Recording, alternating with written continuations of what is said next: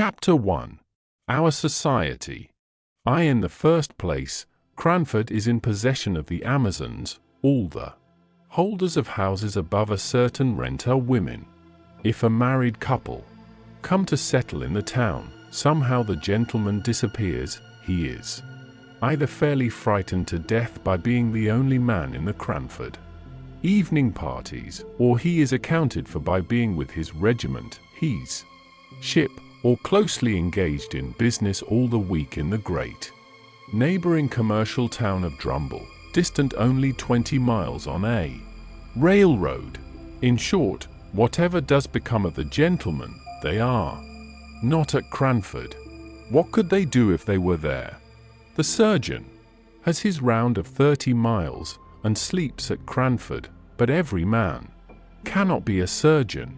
For keeping the trim gardens full of choice flowers without a weed to speck them, for frightening away little boys who look wistfully at the said flowers through the railings, for rushing out at the geese that occasionally venture into the gardens if the gates are left open, for deciding all questions of literature and politics without troubling themselves with unnecessary reasons or arguments, for obtaining clear and correct knowledge of everybody's affairs in the parish, for keeping their neat maidservants in admirable order, for kindness, somewhat dictatorial, to the poor, and real tender good offices to each other whenever they are in distress. The ladies of Cranford are quite sufficient.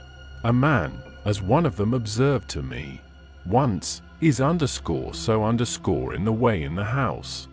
Although the ladies of Cranford know all each other's proceedings, they are exceedingly indifferent to each other's opinions.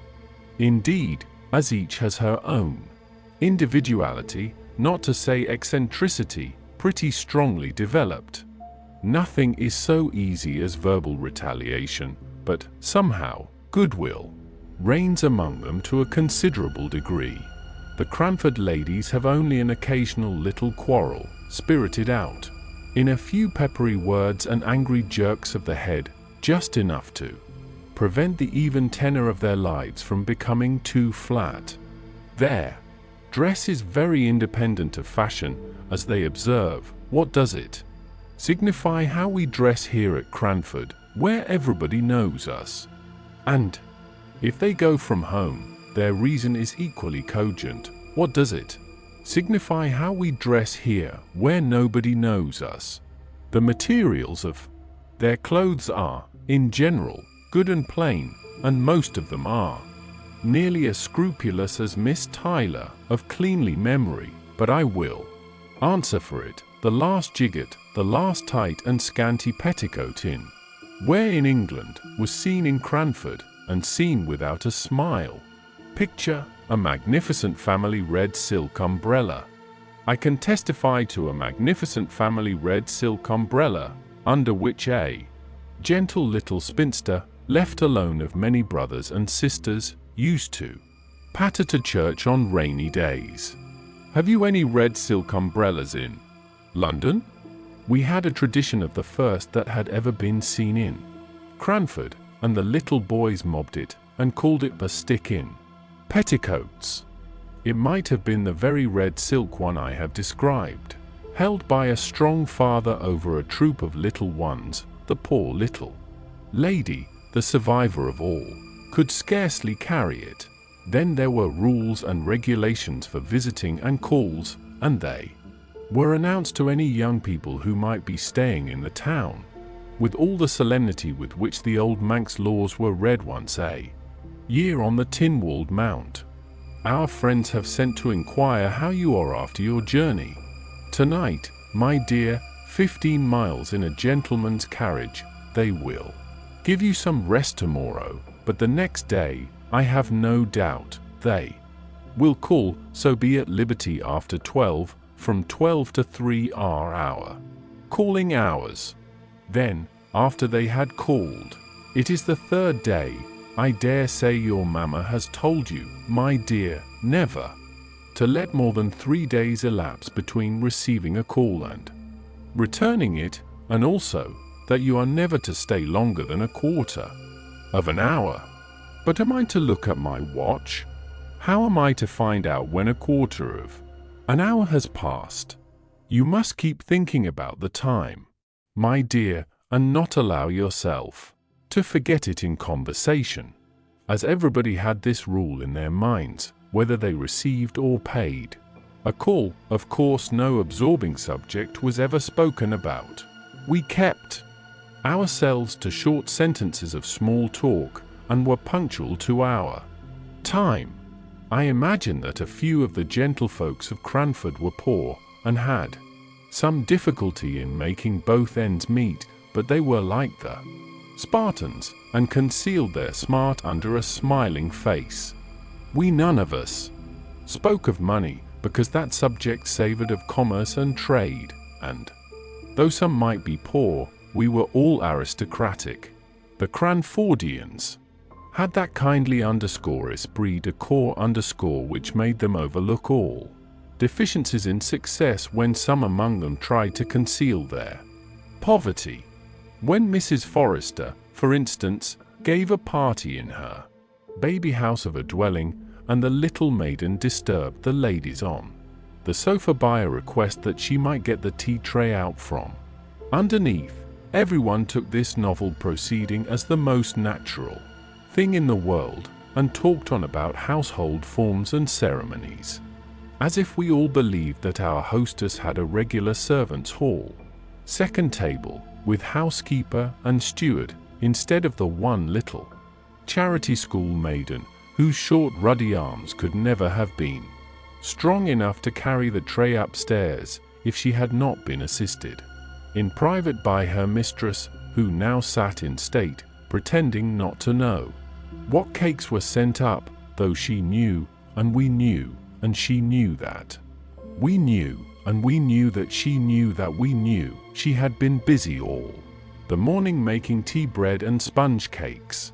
There were one or two consequences arising from this general but unacknowledged poverty, and this very much acknowledged gentility, which were not amiss, and which might be introduced into many circles of society to their great improvement.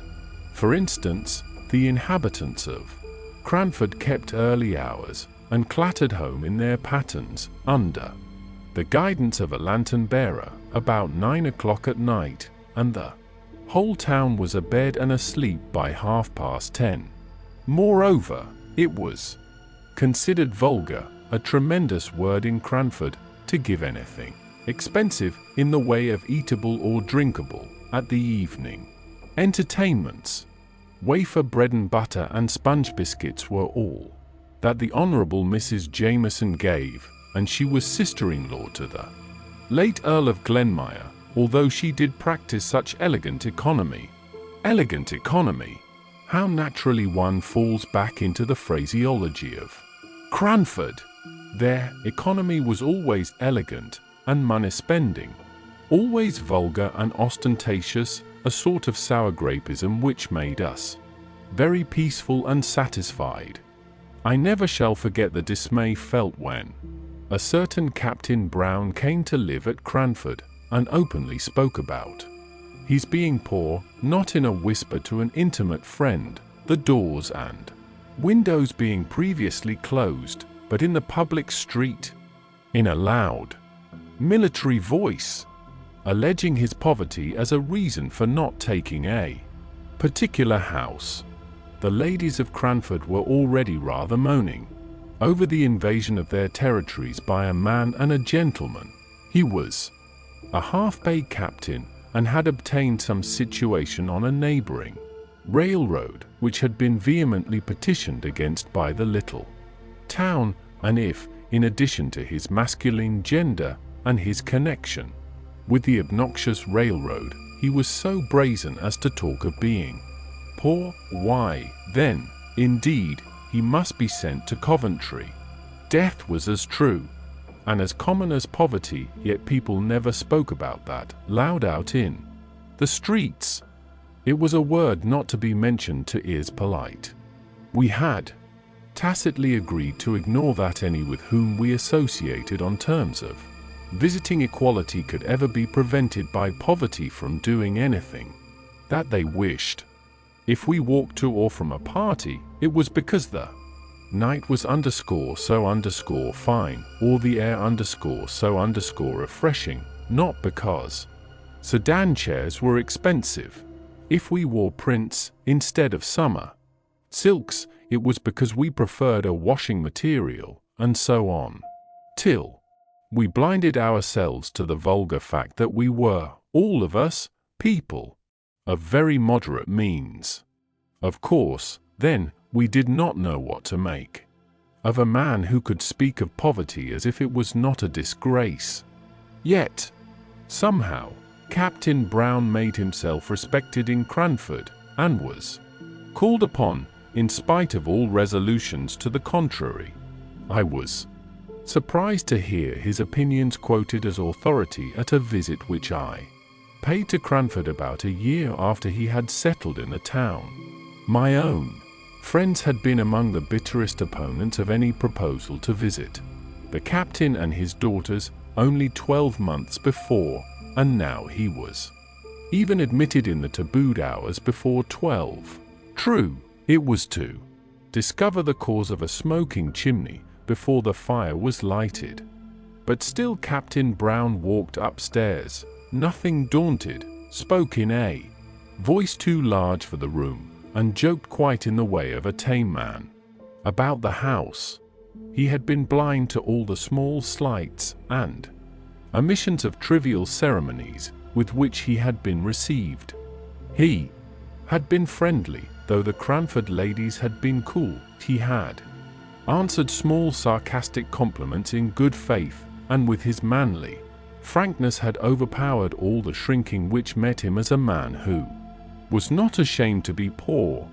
And, at last, his excellent masculine common sense, and his facility in devising expedients to overcome domestic dilemmas, had gained him an extraordinary place as authority among the Cranford ladies. He himself went on in his course, as unaware of his popularity as he had been of the reverse, and I am sure he was startled one day when he found his advice so highly esteemed as to make some counsel which he had given in jest to be taken in sober, serious earnest. It was on this subject. An old lady had an Alderney cow, which she looked upon as a daughter. You could not pay the short quarter of an hour call without being told of the wonderful milk or wonderful intelligence of this animal. The whole town knew and kindly regarded Miss Betsy Barker's Alderney, therefore great was the sympathy and regret when, in an unguarded moment, the poor cow tumbled into a lime pit. She moaned so loudly that she was soon heard and rescued, but meanwhile the poor beast had lost most of her hair, and came out looking naked, cold, and miserable, in a bare skin. Everybody pitied the animal, though a few could not restrain their smiles at her droll appearance. Miss Betsy Barker absolutely cried with sorrow and dismay, and it was said she thought of trying a bath of oil. This remedy, perhaps, was recommended by some one of the number whose advice she asked, but the proposal, if ever it was made, was knocked on the head by Captain Brown's decided get her a flannel waistcoat and flannel drawers, if you wish to keep her alive. But my advice is, kill the poor creature at once. Miss Betsy Barker dried her eyes, and thanked the captain heartily. She set to work, and by all the town turned out to see the Alderney meekly going to her pasture, clad in dark grey flannel. I have watched her myself many a time. Do you ever see cows dressed in grey flannel in London? Picture meekly going to her pasture. Captain Brown had taken a small house on the outskirts of the town, where he lived with his 2 daughters. He must have been upwards of 60 at the time of the first visit I paid to Cranford after I had left it as a residence. But he had a wiry, well-trained, elastic figure, a stiff military throwback of his head, and a springing step, which made him appear much younger than he was. His eldest daughter looked almost as old as himself, and betrayed the fact that his real was more than his apparent age. Miss Brown must have been 40. She had a sickly, pained, careworn expression on her face, and looked as if the gaiety of youth had long faded out of sight. Even when young she must have been plain and hard-featured. Miss Jessie Brown was 10 years younger than her sister, and 20 shades prettier. Her face was round and dimpled. Miss Jenkins once said, in a passion against Captain Brown, the cause of which I will tell you presently, that she thought it was time for Miss Jessie to leave off her dimples, and not always to be trying to look like a child. It was true there was something childlike in her face, and there will be, I think, till she dies, though she should live to 100. Her eyes were large blue wondering eyes, looking straight at you. Her nose was unformed and snub, and her lips were red and dewy. She wore her hair, too, in little rows of curls, which heightened this appearance. I do not know whether she was pretty or not, but I liked her face, and so did everybody, and I do not think she could help her dimples. She had something of her father's jauntiness of gait and manner, and any female observer might detect a slight difference in the attire of the two sisters, that of Miss Jessie being about £2 per annum more expensive than Miss Brown's. £2 was a large sum in Captain Brown's annual disbursements. Such was the impression made upon me by the Brown family when I first saw them all together in Cranford Church. The captain I had met before, on the occasion of the smoky chimney, which he had cured by some simple alteration in the flue. In church, he held his double eyeglass to his eyes during the morning hymn, and then lifted up his head erect, and sang out loud and joyfully. He made the responses louder than the clerk, an old man with a piping feeble voice, who, I think, felt aggrieved at the captain's sonorous bass, and quivered higher and higher. In consequence, on coming out of church, the brisk captain paid the most gallant attention to his two daughters. He nodded and smiled to his acquaintances, but he shook hands with none until he had helped Miss Brown to unfurl her umbrella, had relieved her of her prayer book, and had waited patiently till she, with trembling nervous hands, had taken up her gown to walk through the wet roads. I wonder what the Cranford ladies did with Captain Brown at their parties. We had often rejoiced, in former days, that there was no gentleman to be attended to, and to find conversation for, at the card parties. We had congratulated ourselves upon the snugness of the evenings, and, in our love for gentility and distaste of mankind, we had almost persuaded ourselves that to be a man was to be vulgar, so that when I found my friend and hostess, Miss Jenkins, was going to have a party in my honor, and that Captain and the Miss Browns were invited, I wondered much what would be the course of the evening. Card tables, with green baize tops, were set out by daylight, just as usual. It was the third week in November, so the evenings closed in about 4. Candles and clean packs of cards were arranged on each table. The fire was made up, the neat maidservant had received her last directions, and there we stood, dressed in our best, each with a candle lighter in our hands, ready to dart at the candles as soon as the first knock came. Parties in Cranford were solemn festivities, making the ladies feel gravely elated as they sat together in their best dresses. As soon as 3 had arrived, we sat down to preference, I being the unlucky 4th. The next 4 comers were put down. immediately to another table, and presently the tea trays, which I had seen set out in the storeroom as I passed in the morning, were placed, each on the middle of a card table. The china was delicate eggshell. The old-fashioned silver glittered with polishing, but the eatables were of the slightest description. While the trays were yet on the tables, Captain and the Miss Browns came in, and I could see that, somehow or other, the Captain was a favorite with all the ladies present. Ruffled brows were smoothed, sharp voices lowered at his approach. Miss Brown looked ill and depressed almost to gloom. Miss Jessie smiled as usual, and seemed nearly as popular as her father. He immediately and quietly assumed the man's place in the room, attended to everyone's wants, lessened the pretty maidservant's labor by waiting on empty cups and bread and butterless ladies, and yet did it all in so easy and dignified a manner, and so much as if it were a matter of course for the strong to attend to the weak, that he was a true man throughout. He played 4 threepenny points with as grave an interest as if they had been pounds, and yet, in all his attention to strangers, he had an eye on his suffering daughter, for suffering I was sure she was, though to many eyes she might only appear to be irritable. Miss Jessie could not play cards, but she talked to the sitters out, who, before her coming, had been rather inclined to be cross. She sang, too, to an old cracked piano, which I think had been a spinet in its youth.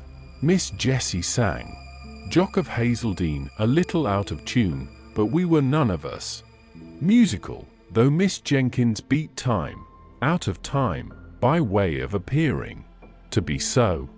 It was very good of Miss Jenkins to do this, for I had seen that, a little before, she had been a good deal annoyed by Miss Jessie Brown's unguarded admission, apropos of Shetland wool, that she had an uncle, her mother's brother, who was a shopkeeper in Edinburgh. Miss Jenkins tried to drown this confession by a terrible cough, for the Honourable Mrs. Jameson was sitting at a card table nearest Miss Jessie, and what would she say or think if she found out she was in the same room with a shopkeeper's niece? But Miss Jessie Brown, who had no tact, as we all agreed the next morning, would repeat the information, and assure Miss Pole she could easily get her the identical Shetland wool required, through my uncle, who has the best assortment of Shetland goods of any one in Edinburgh. It was to take the taste of this out of our mouths, and the sound of this out of our ears, that Miss Jenkins proposed music. So I say again, it was very good of her to beat time to the song. When the trays reappeared with biscuits and wine, punctually at 8:45, there was conversation, comparing of cards, and talking over tricks, but by and by Captain Brown sported a bit of literature. "Have you seen any numbers of the Pickwick papers?" said he. They were then publishing in parts. Capital thing. Now Miss Jenkins was daughter of a deceased rector of Cranford, and, on the strength of a number of manuscript sermons, and a pretty good library of divinity, considered herself literary, and looked upon any conversation about books as a challenge to her.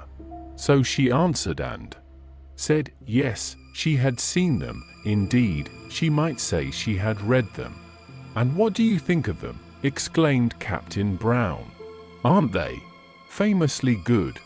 So urged Miss Jenkins could not but speak. "I must say, I don't think they are by any means equal to Dr. Johnson. Still, perhaps, the author is young. Let him persevere, and who knows what he may become if he will take the great doctor for his model." This was evidently too much for Captain Brown to take placidly, and I saw the words on the tip of his tongue before Miss Jenkins had finished her sentence. "It is quite a different sort of thing, my dear madam," he began. "I am quite aware of that," returned she, "and I make allowances. Captain Brown, just allow me to read you a scene out of this month's number," pleaded he.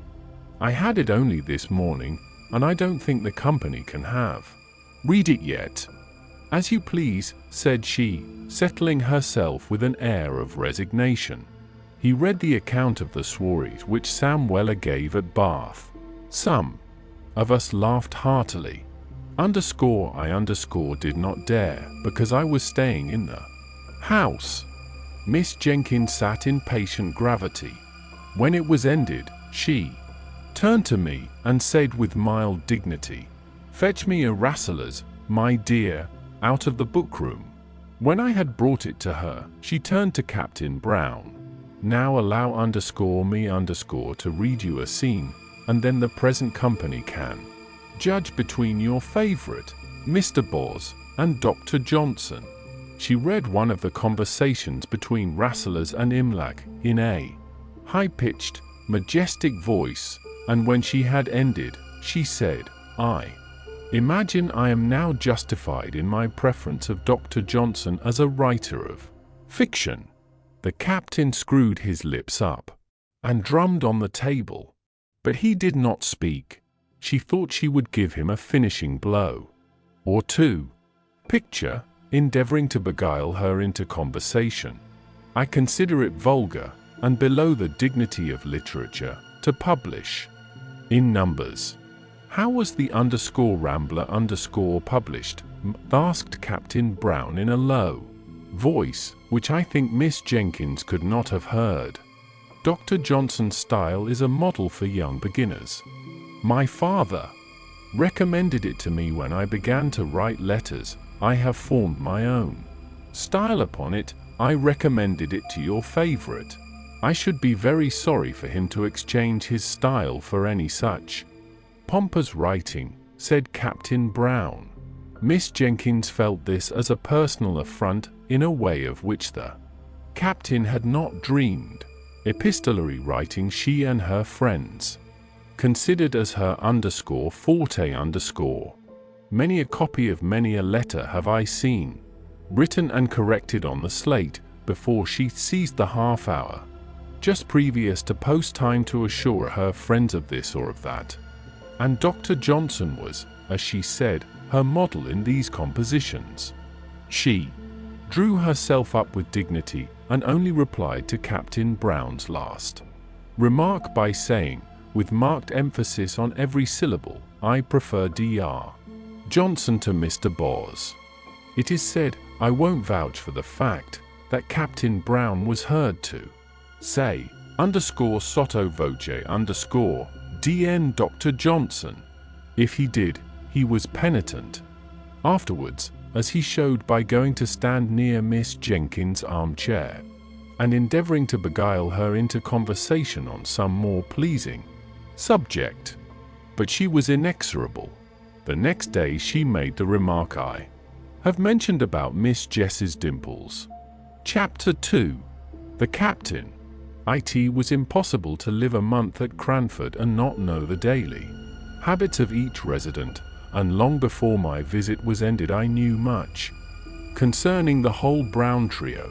There was nothing new to be discovered respecting their poverty, for they had spoken simply and openly about that from the very first. They made no mystery of the necessity for their being economical. All that remained to be discovered was the captain's infinite kindness of heart, and the various modes in which, unconsciously to himself, he manifested it. Some little anecdotes were talked about for some time after they occurred.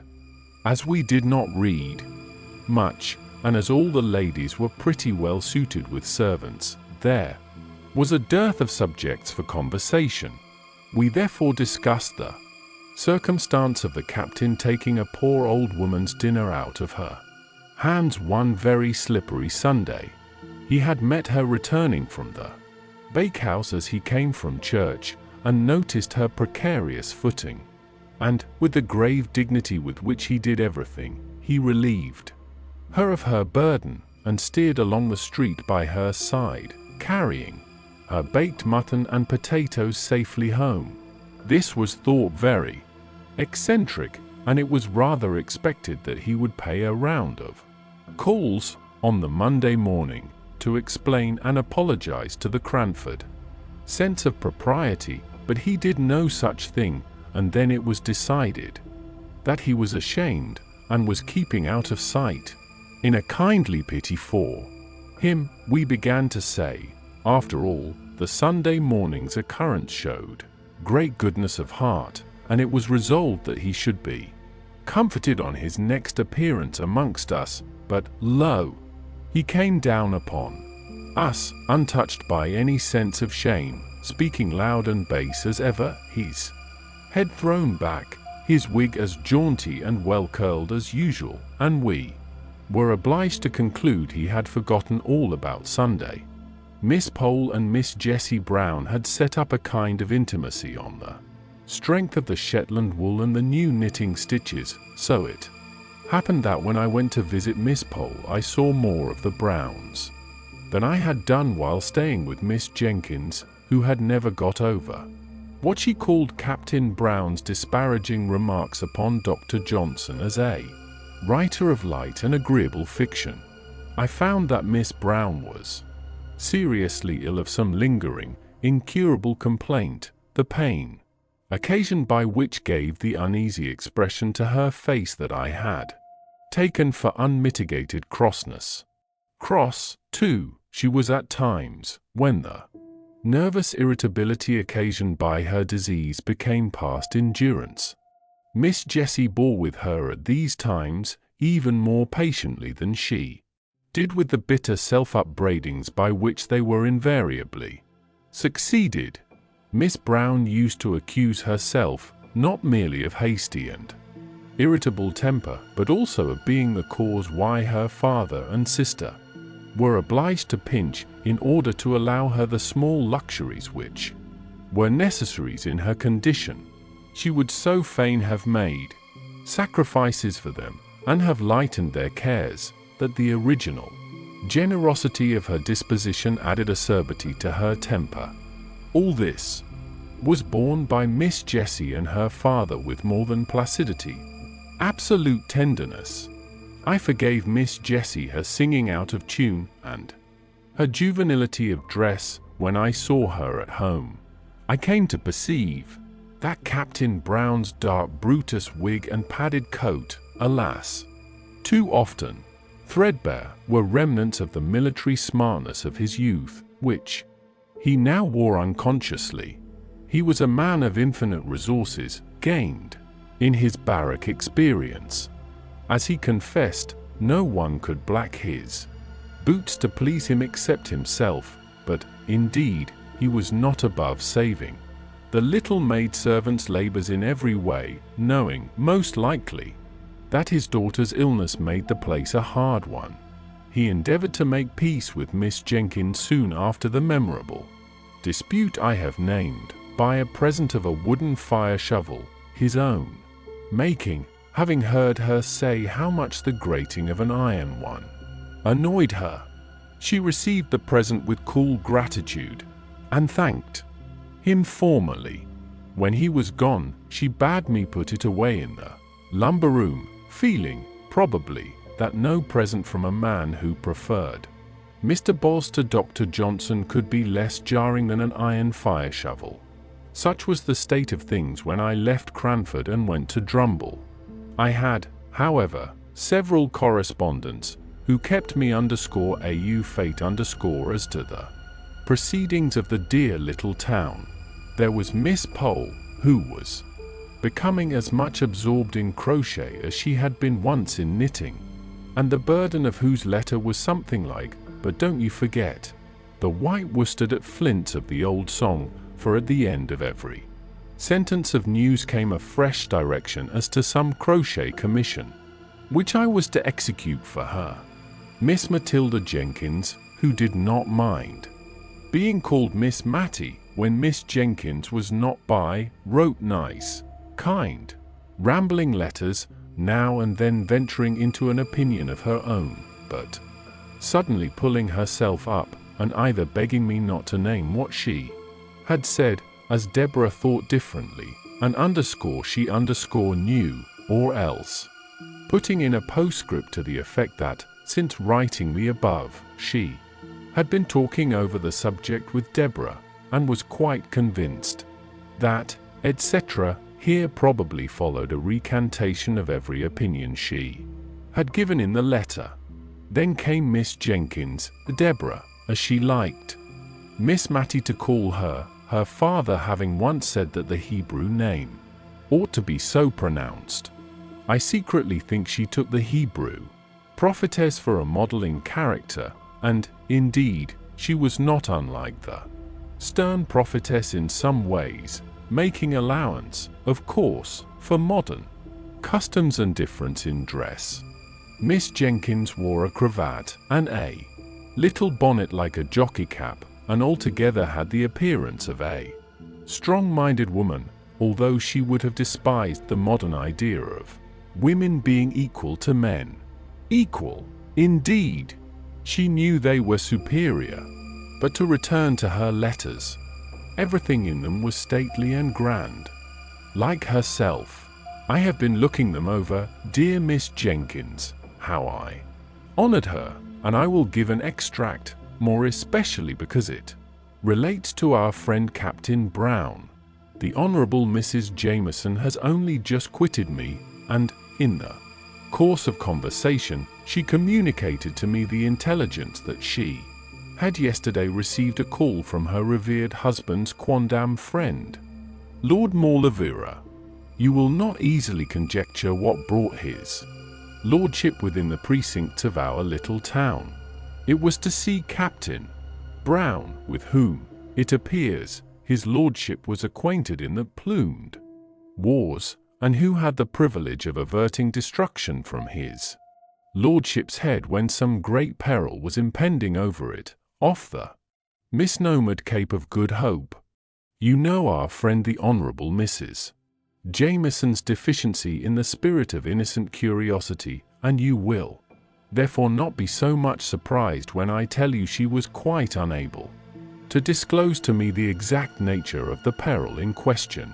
I was anxious, I confess, to ascertain in what manner Captain Brown, with his limited establishment, could receive so distinguished a guest, and I discovered that his lordship retired to rest, and, let us hope, to refreshing slumbers, at the Angel Hotel, but shared the Brunonian meals during the 2 days that he honoured Cranford with his august presence. Mrs. Johnson, our civil butcher's wife, informs me that Miss Jessie purchased a leg of lamb, but, besides this, I can hear of no preparation whatever to give a suitable reception to so distinguished a visitor. Perhaps they entertained him with the feast of reason and the flow of soul, and to us, who are acquainted with Captain Brown's sad want of relish for the pure wells of English undefiled, it may be matter for congratulation that he has had the opportunity of improving his taste by holding converse with an elegant and refined member of the British aristocracy, but from some mundane failings who is altogether free. Miss Pole and Miss Matty wrote to me by the same post. Such a piece of news as Lord Maulevera's visit was not to be lost on the Cranford letter writers. They made the most of it. Miss Matty humbly apologized for writing at the same time as her sister, who was so much more capable than she to describe the honour done to Cranford, but in spite of a little bad spelling, Miss Matty's account gave me the best idea of the commotion occasioned by his lordship's visit, after it had occurred. For, except the people at the Angel, the Browns, Mrs. Jameson, and a little lad his lordship had sworn at for driving a dirty hoop against the aristocratic legs, I could not hear of any one with whom his lordship had held conversation. My next visit to Cranford was in the summer. There had been neither births, deaths, nor marriages since I was there last. Everybody lived in the same house, and wore pretty nearly the same well-preserved, old-fashioned clothes. The greatest event was that Miss Jenkins had purchased a new carpet for the drawing room. Oh, the busy work Miss Matty and I had in chasing the sunbeams as they fell in an afternoon. Right down on this carpet through the blindless window. We spread newspapers over the places and sat down to our book or our work, and lo! In a quarter of an hour the sun had moved and was blazing away on a fresh spot, and down again we went on our knees to alter the position of the newspapers. We were very busy, too, one whole morning, before Miss Jenkins gave her party, in following her directions, and in cutting out and stitching together pieces of newspaper so as to form little paths to every chair set for the expected visitors, lest their shoes might dirty or defile the purity of the carpet. Do you make paper paths for every guest to walk upon in London? Captain Brown and Miss Jenkins were not very cordial to each other. The literary dispute, of which I had seen the beginning, was a roar, the slightest touch on which made them wince. It was the only difference of opinion they had ever had, but that difference was enough. Miss Jenkins could not refrain from talking at Captain Brown, and, though he did not reply, he drummed with his fingers, which action she felt and resented as very disparaging to Dr. Johnson.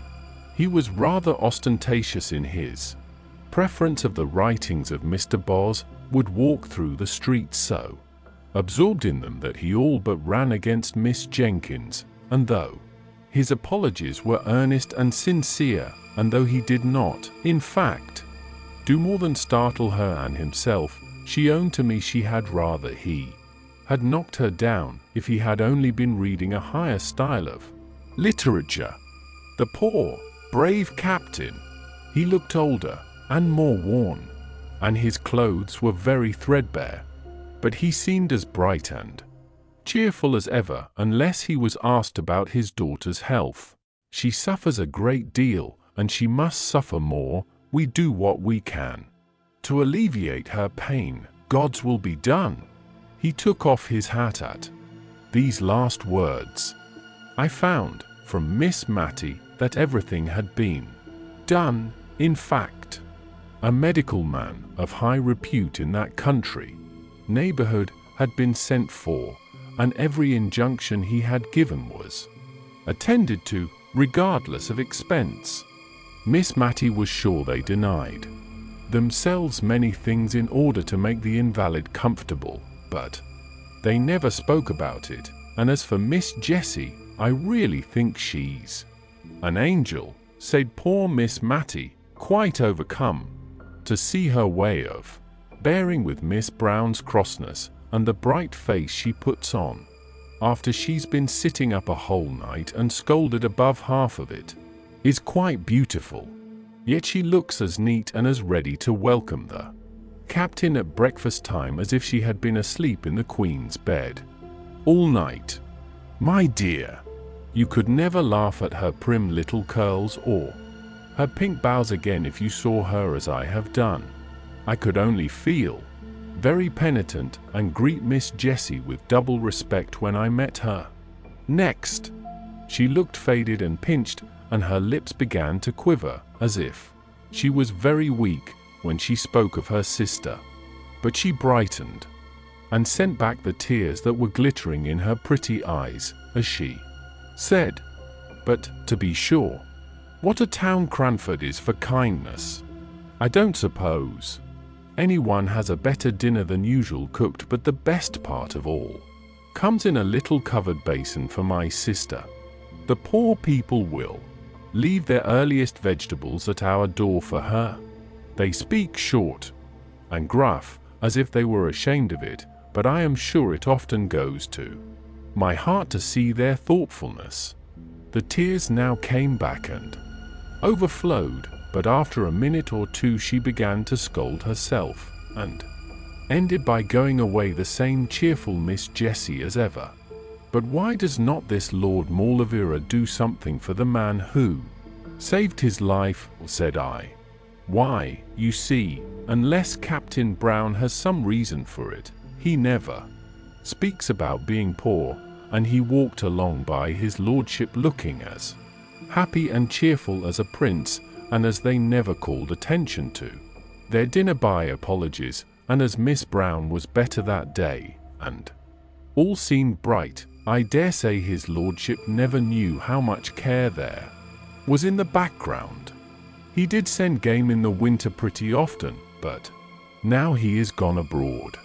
I had often occasion to notice the use that was made of fragments and small opportunities in Cranford, the rose leaves that were gathered ere they fell to make into a potpourri for someone who had no garden, the little bundles of lavender flowers sent to strew the drawers of some town dweller, or to burn in the chamber of some invalid. Things that many would despise, and actions which it seemed scarcely worth while to perform, were all attended to in Cranford. Miss Jenkins stuck an apple full of cloves to be heated and smelled pleasantly in Miss Brown's room, and as she put in each clove she uttered a Johnsonian sentence. Indeed, she never could think of the Browns without talking Johnson, and, as they were seldom absent from her thoughts just then, I heard many a rolling, three-piled sentence. Captain Brown called one day to thank Miss Jenkins for many little kindnesses, which I did not know until then that she had rendered. He had suddenly become like an old man, his deep bass voice had a quavering in it, his eyes looked dim, and the lines on his face were deep. He could not speak cheerfully of his daughter's state, but he talked with manly, pious resignation, and not much. Twice over he said, "What Jessie has been to us, God only knows," and after the second time, he got up hastily, shook hands all round without speaking, and left the room. That afternoon we perceived little groups in the street, all listening, with faces aghast to some tale or other. Miss Jenkins wondered what could be the matter for some time before she took the undignified step of sending Jenny out to inquire. Jenny came back with a white face of terror. Oh, Miss Jenkins, Captain Brown is killed by them nasty cruel railroads." And she burst into tears. She, along with many others, had experienced the poor captain's kindness. How or where? Good God! Jenny, don't waste time in crying, but tell us something. Miss Mattie rushed out into the street at once, and collared the man who was telling the tale. Picture, she brought the affrighted Carter into the drawing room. Come to my sister at once, Miss Jenkins, the rector's daughter." "Oh, man, say it is not true," she cried, as she brought the affrighted Carter, sleeking down his hair, into the drawing room, where he stood with his wet boots on the new carpet, and no one regarded it. "Please, Mum, it is true. I seed it myself," and he shuddered at the recollection. The captain was reading some new book as he was deep in waiting for the down train, and there was a little lass as wanted to come to its mammy, and gave its sister the slip, and came toddling across the line, and he looked up sudden at the sound of the train coming, and seed the child, and he darted on the line and cotched it up, and his foot slipped, and the train came over him in no time. "Oh Lord, Mum, it's quite true, and they've come over to tell his daughters. The child's safe, though, with only a bang on its shoulder as he threw it to its mammy. Poor captain would be glad of that, Mum, wouldn't he? God bless him." The great rough Carter puckered up his manly face, and turned away to hide his tears. I turned to Miss Jenkins. She looked very ill, as if she were going to faint, and signed to me to open the window. "Matilda, bring me my bonnet. I must go to those girls.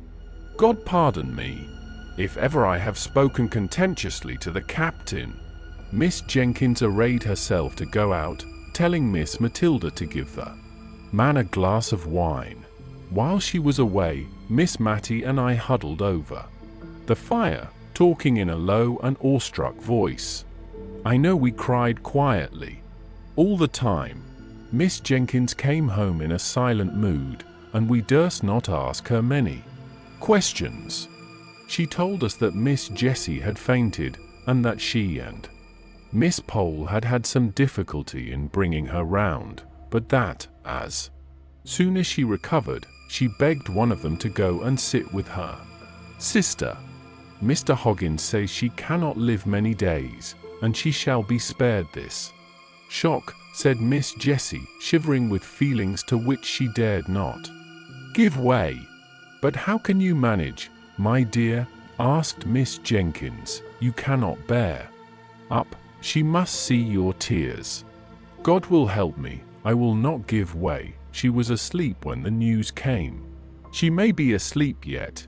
She would be so utterly miserable, not merely at my father's death, but to think of what would become of me. She is so good to me. She looked up earnestly in their faces with her soft, true eyes, and Miss Pole told Miss Jenkins afterwards she could hardly bear it, knowing, as she did, how Miss Brown treated her sister. However, it was settled according to Miss Jessie's wish. Miss Brown was to be told her father had been summoned to take a short journey on railway business. They had managed it in some way, Miss Jenkins could not exactly say how. Miss Pole was to stop with Miss Jessie. Mrs. Jameson had sent to inquire, and this was all we heard that night, and a sorrowful night it was. The next day a full account of the fatal accident was in the county paper, which Miss Jenkins took in. Her eyes were very weak, she said, and she asked me to read it.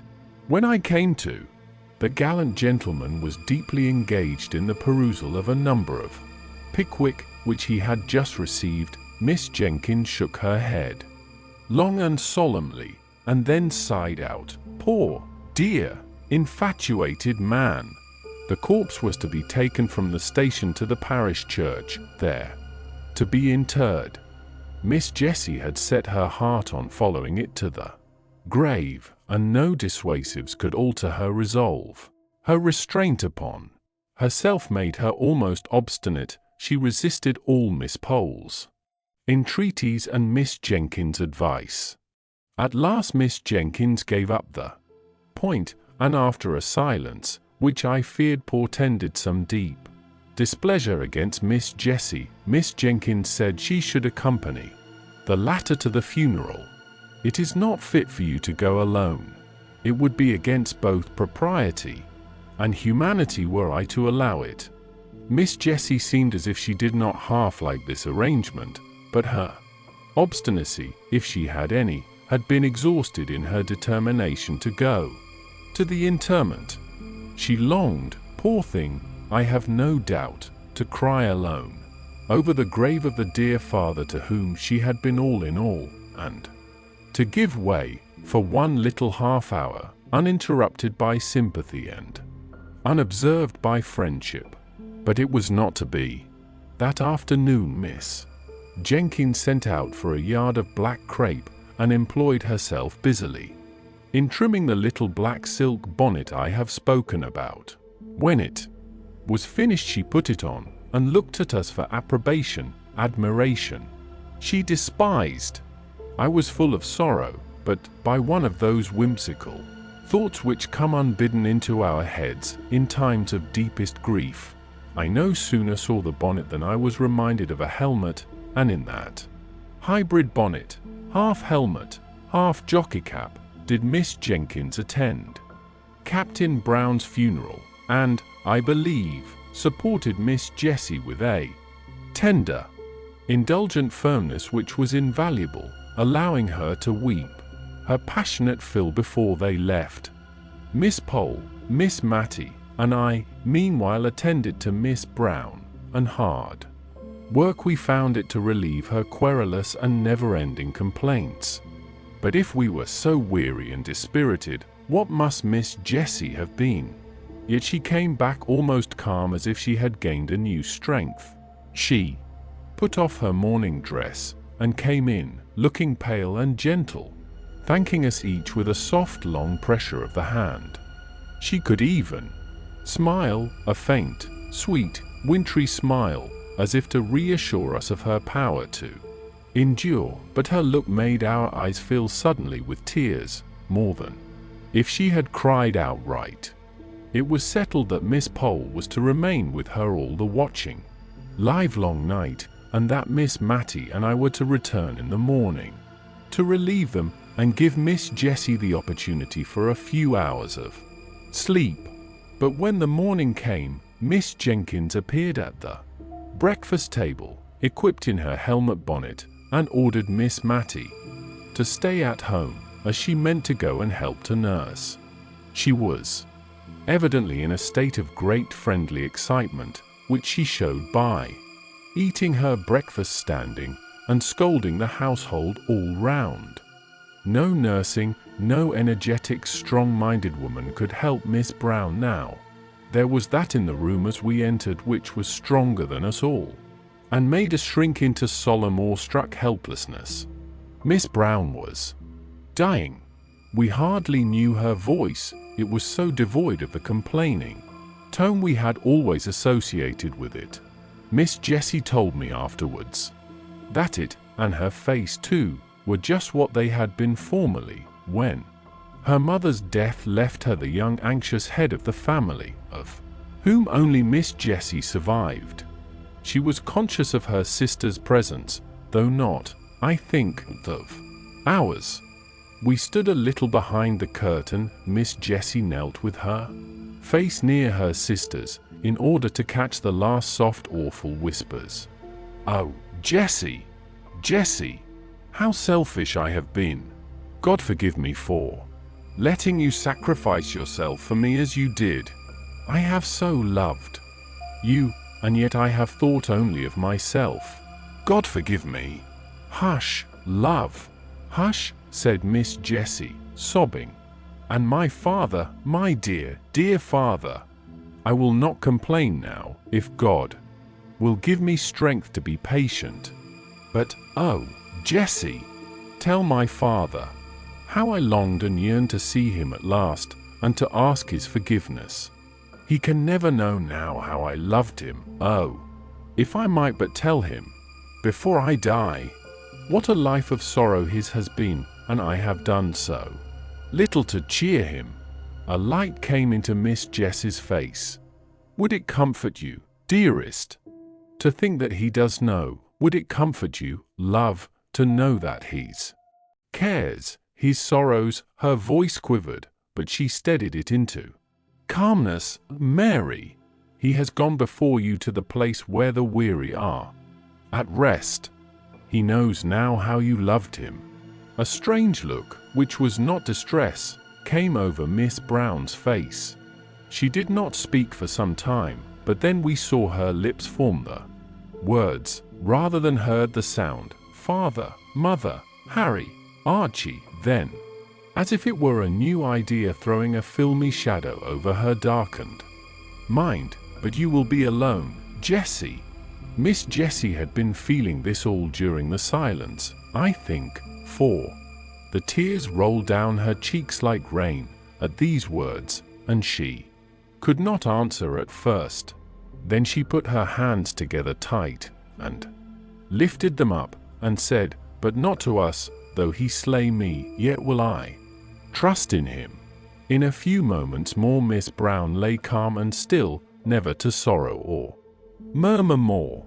After this second funeral, Miss Jenkins insisted that Miss Jessie should come to stay with her rather than go back to the desolate house, which, in fact, we learned from Miss Jessie, must now be given up, as she had not wherewithal to maintain it. She had something above £20 a year, besides the interest of the money for which the furniture would sell, but she could not live upon that, and so we talked over her qualifications for earning money. "I can sew neatly," said she, "and I like nursing. I think, too, I could manage a house if anyone would try me as housekeeper, or I would go into a shop as saleswoman if they would have patience with me at first." Miss Jenkins declared, in an angry voice, that she should do no such thing, and talked to herself about some people having no idea of their rank as a captain's daughter, nearly an hour afterwards, when she brought Miss Jessie up a basin of delicately made arrowroot, and stood over her like a dragoon until the last spoonful was finished. Then she disappeared. Miss Jessie began to tell me some more of the plans which had suggested themselves to her, and insensibly fell into talking of the days that were past and gone, and interested me so much I neither knew nor heeded how time passed. We were both startled when Miss Jenkins reappeared and caught us crying. I was afraid lest she would be displeased, as she often said that crying hindered digestion, and I knew she wanted Miss Jessie to get strong, but instead she looked queer and excited, and fidgeted round us without saying anything. At last she spoke. "I have been so much startled." "No, I've not been at all startled. Don't mind me, my dear Miss Jessie. I've been very much surprised. In fact, I've had a caller, whom you knew once, my dear Miss Jessie." Miss Jessie went very white, then flushed scarlet, and looked eagerly at Miss Jenkins. "A gentleman, my dear, who wants to know if you would see him." "Is it?" "It is not," stammered out Miss Jessie, and got no farther. "This is his card," said Miss Jenkins, giving it to Miss Jessie, and while her head was bent over it, Miss Jenkins went through a series of winks and odd faces to me, and formed her lips into a long sentence, of which, of course, I could not understand a word. "May he come up?" asked Miss Jenkins at last. "Oh, yes, certainly," said Miss Jessie, as much as to say, "This is your house, you may show any visitor where you like." She took up some knitting of Miss Mattie's and began to be very busy, though I could see how she trembled all over. Miss Jenkins rang the bell, and told the servant who answered it to show Major Gordon upstairs, and presently in walked a tall, fine, frank-looking man of 40 or upwards. He shook hands with Miss Jessie, but he could not see her eyes, she kept them so fixed on the ground. Miss Jenkins asked me if I would come and help her to tie up the preserves in the storeroom, and though Miss Jessie plucked at my gown, and even looked up at me with begging eye, I durst not refuse to go where Miss Jenkins asked. Instead of tying up preserves in the storeroom, however, we went to talk in the dining room, and there Miss Jenkins told me what Major Gordon had told her, how he had served in the same regiment with Captain Brown, and had become acquainted with Miss Jessie, then a sweet-looking, blooming girl of 18, how the acquaintance had grown into love on his part, though it had been some years before he had spoken, how, on becoming possessed, through the will of an uncle, of a good estate in Scotland, he had offered and been refused, though with so much agitation and evident distress that he was sure she was not indifferent to him, and how he had discovered that the obstacle was the fell disease which was, even then, too surely threatening her sister. She had mentioned that the surgeons foretold intense suffering, and there was no one but herself to nurse her poor Mary, or cheer and comfort her father during the time of illness. They had had long discussions, and on her refusal to pledge herself to him as his wife when all should be over, he had grown angry, and broken off entirely, and gone abroad, believing that she was a cold-hearted person, whom he would do well to forget. He had been traveling in the East, and was on his return home when, at Rome, he saw the account of Captain Brown's death in _Galignani_. Just then Miss Mattie, who had been out all the morning, and had only lately returned to the house, burst in with a face of dismay and outraged propriety. "Oh, goodness me," she said. "Deborah, there's a gentleman sitting in the drawing-room with his arm round Miss Jess's waist." Miss Mattie's eyes looked large with terror. Picture, with his arm around Miss Jess's waist. Miss Jenkins snubbed her down in an instant. The most proper place in the world for his arm to be in. "Go away, Matilda, and mind your own business." This from her sister, who had hitherto been a model of feminine decorum, was a blow for poor Miss Mattie, and with a double shock she left the room. The last time I ever saw poor Miss Jenkins was many years after this. Mrs. Gordon had kept up a warm and affectionate intercourse with all at Cranford. Miss Jenkins, Miss Mattie, and Miss Pole had all been to visit her, and returned with wonderful accounts of her house, her husband, her dress, and her looks. For, with happiness, something of her early bloom returned. She had been a year or two younger than we had taken her for. Her eyes were always lovely, and, as Mrs. Gordon, her dimples were not out of place. At the time to which I have referred, when I last saw Miss Jenkins, that lady was old and feeble, and had lost something of her strong mind. Little Flora Gordon was staying with the Misses Jenkins, and when I came in she was reading aloud to Miss Jenkins, who lay feeble and changed on the sofa. Flora put down the _Rambler_ when I came in. "Ah," said Miss Jenkins, "you find me changed, my dear. I can't see as I used to do. If Flora were not here to read to me, I hardly know how I should get through the day. Did you ever read the _Rambler_? It's a wonderful book, wonderful, and the most improving reading for Flora, which I dare say it would have been if she could have read half the words without spelling, and could have understood the meaning of a third better than that strange old book with the queer name. Poor Captain Brown was killed for reading that book by Mr. Boz, you know, old Poz, when I was a girl, but that's a long time ago. I acted Lucy in Rolled Poz."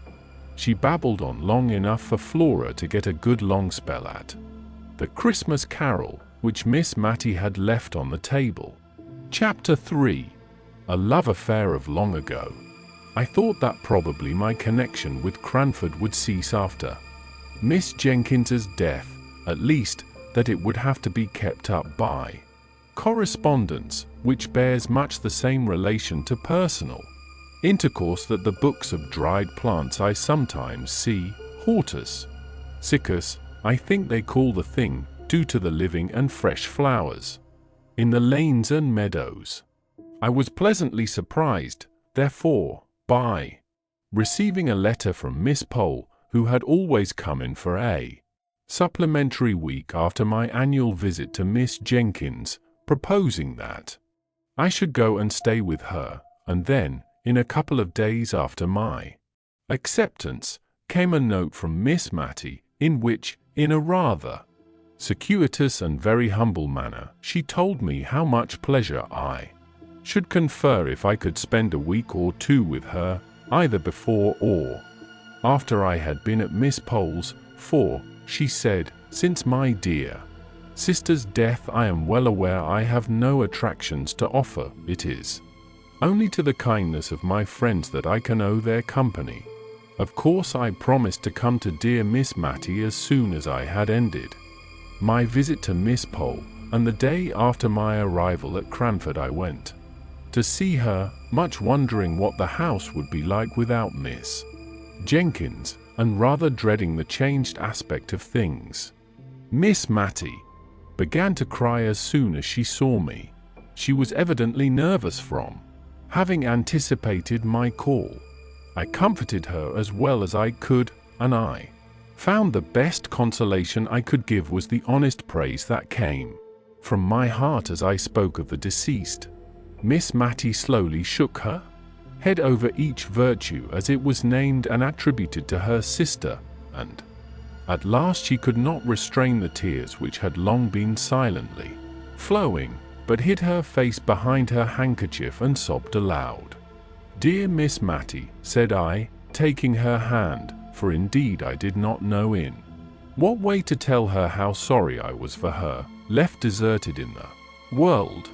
She put down her handkerchief and said, "My dear, I'd rather you did not call me Matty." She did not like it, but I did many a thing she did not like, I'm afraid, and now she's gone. "If you please, my love, will you call me Matilda?" I promised faithfully, and began to practice the new name with Miss Pole that very day, and, by degrees, Miss Matilda's feeling on the subject was known through Cranford, and we all tried to drop the more familiar name, but with so little success that by and by we gave up the attempt. My visit to Miss Pole was very quiet. Miss Jenkins had so long taken the lead in Cranford that now she was gone, they hardly knew how to give a party. The Honourable Mrs. Jameson, to whom Miss Jenkins herself had always yielded the post of honour, was fat and inert, and very much at the mercy of her old servants. If they chose that she should give a party, they reminded her of the necessity for so doing; if not, she let it alone. There was all the more time for me to hear old-world stories from Miss Pole, while she sat knitting, and I making my father's shirts. I always took a quantity of plain sewing to Cranford, for, as we did not read much, or walk much, I found it a capital time to get through my work. One of Miss Pole's stories related to a shadow of a love affair that was dimly perceived or suspected long years before. Presently, the time arrived when I was to remove to Miss Matilda's house. I found her timid and anxious about the arrangements for my comfort. Many a time, while I was unpacking, did she come backwards and forwards to stir the fire, which burned all the worse for being so frequently poked. "Have you drawers enough, dear?" asked she. "I don't know exactly how. My sister used to arrange them. She had capital methods. I am sure she would have trained a servant in a week to make a better fire than this. And Fanny has been with me for months." This subject of servants was a standing grievance, and I could not wonder much at it, for if gentlemen were scarce, and almost unheard of in the genteel society of Cranford, they or their counterparts, handsome young men, abounded in the lower classes. The pretty neat servant maids had their choice of desirable followers, and their mistresses, without having the sort of mysterious dread of men and matrimony that Miss Matilda had, might well feel a little anxious lest the heads of their comely maids should be turned by the joiner, or the butcher, or the gardener, who were obliged, by their callings, to come to the house, and who, as ill luck would have it, were generally handsome and unmarried. Fanny's lovers, if she had any, and Miss Matilda suspected her of so many flirtations that, if she had not been very pretty, I should have doubted her having one, were a constant anxiety to her mistress. She was forbidden, by the articles of her engagement, to have followers, and though she had answered, innocently enough, doubling up the hem of her apron as she spoke, "Please, I never had more than one at a time," Miss Matty prohibited that one. But a vision of a man seemed to haunt the kitchen. Fanny assured me that it was all fancy, or else I should have said myself that I had seen a man's coattails whisk into the scullery once, when I went on an errand into the storeroom at night, and another evening when, our watches having stopped, I went to look at the clock. There was a very odd appearance, singularly like a young man squeezed up between the clock and the back of the open kitchen door, and I thought Fanny snatched up the candle very hastily so as to throw the shadow on the clock face, while she very positively told me the time half an hour too early, as we found out afterwards by the church clock.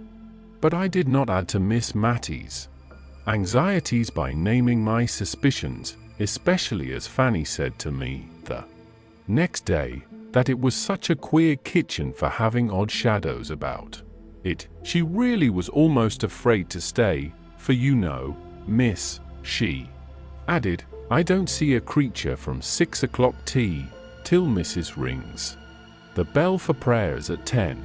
However, it so fell out that Fanny had to leave, and Miss Matilda begged me to stay and settle her with the new maid, to which I consented, after I had heard from my father that he did not want me at home. The new servant was a rough, honest-looking country girl who had only lived in a farm place before, but I liked her looks when she came to be hired, and I promised Miss Matilda to put her in the ways of the house. The said ways were religiously such as Miss Matilda thought her sister would approve. Many a domestic rule and regulation had been a subject of plaintive whispered murmur to me during Miss Jenkins's life, but now that she was gone, I do not think that even I, who was a favourite, durst have suggested an alteration. To give an instance, we constantly adhered to the forms which were observed at meal times in my father, the rector's house.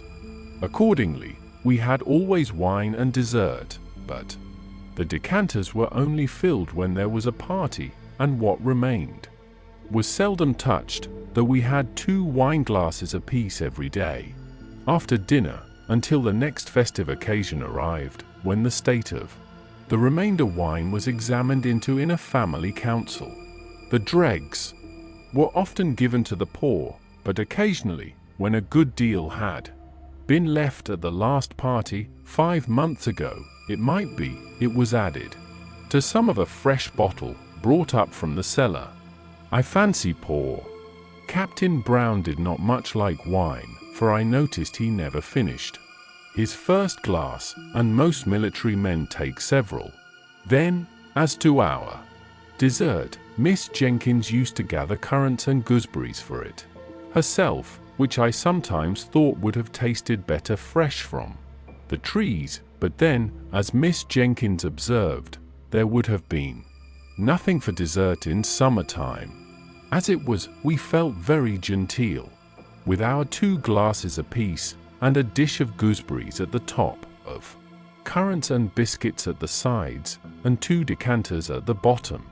When oranges came in, a curious proceeding was gone through. Miss Jenkins did not like to cut the fruit, for, as she observed, the juice all ran out nobody knew where. Sucking, only I think she used some more recondite word, was in fact the only way of enjoying oranges. But then there was the unpleasant association with a ceremony frequently gone through by little babies, and so, after dessert, in orange season, Miss Jenkins and Miss Mattie used to rise up, possess themselves each of an orange in silence, and withdraw to the privacy of their own rooms to indulge in sucking oranges. I had once or twice tried, on such occasions, to prevail on Miss Mattie to stay, and had succeeded in her sister's lifetime. I held up a screen, and did not look, and, as she said, she tried not to make the noise very offensive, but now that she was left alone, she seemed quite horrified when I begged her to remain with me in the warm dining parlour, and enjoy her orange as she liked best. And so it was in everything. Miss Jenkins's rules were made more stringent than ever, because the framer of them was gone where there could be no appeal. In all things else Miss Matilda was meek and undecided to a fault. I have heard Fanny turn her round 20 times in a morning about dinner, just as the little hussy chose, and I sometimes fancied she worked on Miss Matilda's weakness in order to bewilder her, and to make her feel more in the power of her clever servant. I determined that I would not leave her till I had seen what sort of a person Martha was, and, if I found her trustworthy, I would tell her not to trouble her mistress with every little decision. Martha was blunt and plain-spoken to a fault, otherwise she was a brisk, well-meaning, but very ignorant girl. She had not been with us a week before Miss Matilda and I were astounded one morning by the receipt of a letter from a cousin of hers, who had been 20 or 30 years in India, and who had lately, as we had seen by the Army list, returned to England, bringing with him an invalid wife who had never been introduced to her English relations. Major Jenkins wrote to propose that he and his wife should spend a night at Cranford on his way to Scotland, at the inn, if it did not suit Miss Matilda to receive them into her house, in which case they should hope to be with her as much as possible during the day. Of course it must suit her, as she said, for all Cranford knew that she had her sister's bedroom at liberty, but I am sure she wished the Major had stopped in India and forgotten his cousins. Out and out. Oh, how must I manage? Asked she helplessly. If Deborah had been alive she would have known what to do with a gentleman visitor. Must I put razors in his dressing room? D. And I've got none. Deborah would have had them. And slippers, and coat brushes. I suggested that probably he would bring all these things with him. And after dinner, how am I to know when to get up and leave him to his wine? Deborah would have done it so well, she would have been quite in her element. Will he want coffee, do you think? I undertook the management of the coffee, and told her I would instruct Martha in the art of waiting, in which it must be owned she was terribly deficient, and that I had no doubt Major and Mrs. Jenkins would understand the quiet mode in which a lady lived by herself in a country town. But she was sadly fluttered. I made her empty her decanters and bring up 2 fresh bottles of wine. I wished I could have prevented her from being present at my instructions to Martha, for she frequently cut in with some fresh direction, muddling the poor girl's mind as she stood open-mouthed, listening to us both. Hand the vegetables round, said I, foolishly, I see now, for it was aiming at more than we could accomplish with quietness and simplicity. And then, seeing her look bewildered, I added, take the vegetables round to people, and let them help themselves. And mind you go first to the ladies, put in Miss Matilda. Always go to the ladies before gentlemen when you are waiting. I'll do it as you tell me, said Martha, but I like lads best. We felt very uncomfortable and shocked at this speech of Martha's. Yet I don't think she meant any harm, and, on the whole, she attended very well to our directions, except that she nudged the Major when he did not help himself as soon as she expected to the potatoes, while she was handing them round. The Major and his wife were quiet, unpretending people enough when they did come, languid, as all East Indians are, I suppose. We were rather dismayed at their bringing 2 servants with them, a Hindu body servant for the Major, and a steady elderly maid for his wife, but they slept at the inn, and took off a good deal of the responsibility by attending carefully to their masters' and mistresses' comfort. Martha, to be sure, had never ended her staring at the East Indian's white turban and brown complexion, and I saw that Miss Matilda shrunk away from him a little as he waited at dinner. Indeed, she asked me, when they were gone, if he did not remind me of Bluebeard. On the whole, the visit was most satisfactory, and is a subject of conversation even now with Miss Matilda. At the time it greatly excited Cranford, and even stirred up the apathetic and honourable Mrs. Jameson to some expression of interest, when I went to call and thank her for the kind answers she had vouchsafed to Miss Matilda's inquiries as to the arrangement of a gentleman's dressing room, answers which I must confess she had given in the wearied manner of the Scandinavian prophetess. Leave me to repose. And now I come to the love affair. It seems that Miss Pole had a cousin, once or twice removed, who had offered to Miss Matty long ago. Now this cousin lived 4 or 5 miles from Cranford on his own estate, but his property was not large enough to entitle him to rank higher than a yeoman, or rather, with something of the pride which apes humility, he had refused to push himself on, as so many of his class had done, into the ranks of the squires. He would not allow himself to be called Thomas Holbrook _Esquire. He even sent back letters with this address, telling the postmistress at Cranford that his name was Mr. Thomas Holbrook, yeoman. He rejected all domestic innovations. He would have the house door stand open in summer and shut in winter, without knocker or bell to summon a servant. The closed fist or the knob of a stick did this office for him if he found the door locked. He despised every refinement which had not its root deep down in humanity. If people were not ill, he saw no necessity for moderating his voice. He spoke the dialect of the country in perfection, and constantly used it in conversation, although Miss Pole, who gave me these particulars, added that he read aloud more beautifully and with more feeling than anyone she had ever heard, except the late rector. And how came Miss Matilda not to marry him? Asked I. Oh, I don't know. She was willing enough, I think, but you know, cousin Thomas would not have been enough of a gentleman for the rector and Miss Jenkins. Well, but they were not to marry him, said I, impatiently. No, but they did not like Miss Matty to marry below her rank. You know, she was the rector's daughter, and somehow they are related to Sir Peter Arley. Miss Jenkins thought a deal of that. Poor Miss Matty, said I. Nay, now, I don't know anything more than that he offered and was refused. Miss Matty might not like him, and Miss Jenkins might never have said a word. It is only a guess of mine. Has she never seen him since? I inquired.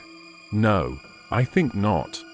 You see, Woodley, cousin Thomas's house lies halfway between Cranford and Misselton, and I know he made Misselton his market town very soon after he had offered to Miss Matty, and I don't think he has been into Cranford above once or twice since. Once, when I was walking with Miss Matty in High Street, and suddenly she darted from me and went up Shire Lane. A few minutes after I was startled by meeting cousin Thomas. How old is he? I asked, after a pause of castle building. He must be about 70, I think. My dear, said Miss Pole, blowing up my castle, as if by gunpowder, into small fragments. Very soon after, at least during my long visit to Miss Matilda, I had the opportunity of seeing Mr. Holbrook, seeing, too, his first encounter with his former love, after 30 or 40 years' separation. I was helping to decide whether any of the new assortment of coloured silks which they had just received at the shop would do to match a grey and black mousseline delaine that wanted a new breadth, when a tall, thin, Quixote-looking old man came into the shop for some woolen gloves. I had never seen the person, who was rather striking before, and I watched him rather attentively while Miss Mattie listened to the shopman. The stranger wore a blue coat with brass buttons, drab breeches, and gaiters, and drummed with his fingers on the counter until he was attended to. When he answered the shop boy's question, "What can I have the pleasure of showing you today, sir?" I saw Miss Matilda start, and then suddenly sit down, and instantly I guessed who it was. She had made some inquiry which had to be carried round to the other shopman. "Miss Jenkins wants the black sarcenet 2 and 2d the yard," and Mr. Holbrook had caught the name, and was across the shop in 2 strides. "Mattie, Miss Matilda, Miss Jenkins. God bless my soul!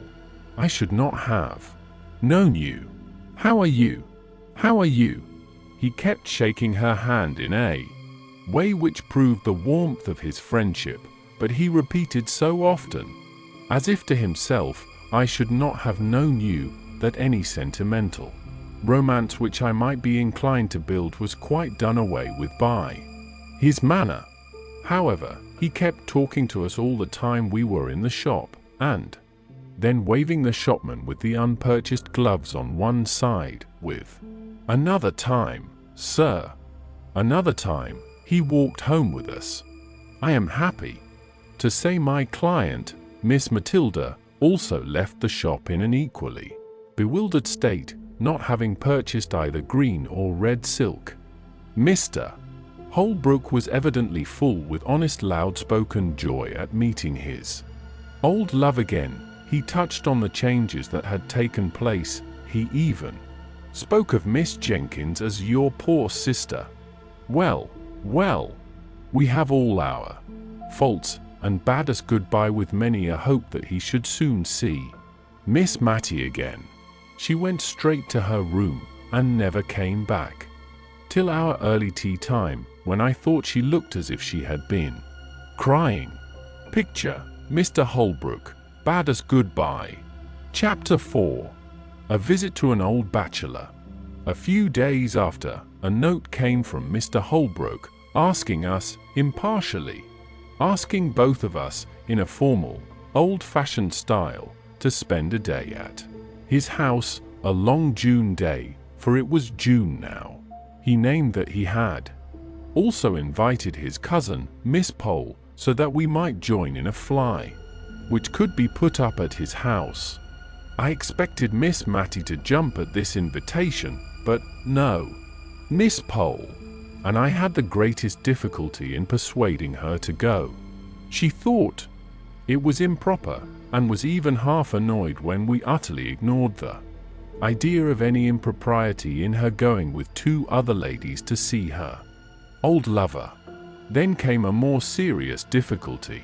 She did not think Deborah would have liked her to go. This took us half a day's good hard talking to get over, but at the first sentence of relenting, I seized the opportunity, and wrote and dispatched an acceptance in her name, fixing day and hour, that all might be decided and done with. The next morning she asked me if I would go down to the shop with her, and there, after much hesitation, we chose out 3 caps to be sent home and tried on, that the most becoming might be selected to take with us on Thursday. She was in a state of silent agitation all the way to Woodley.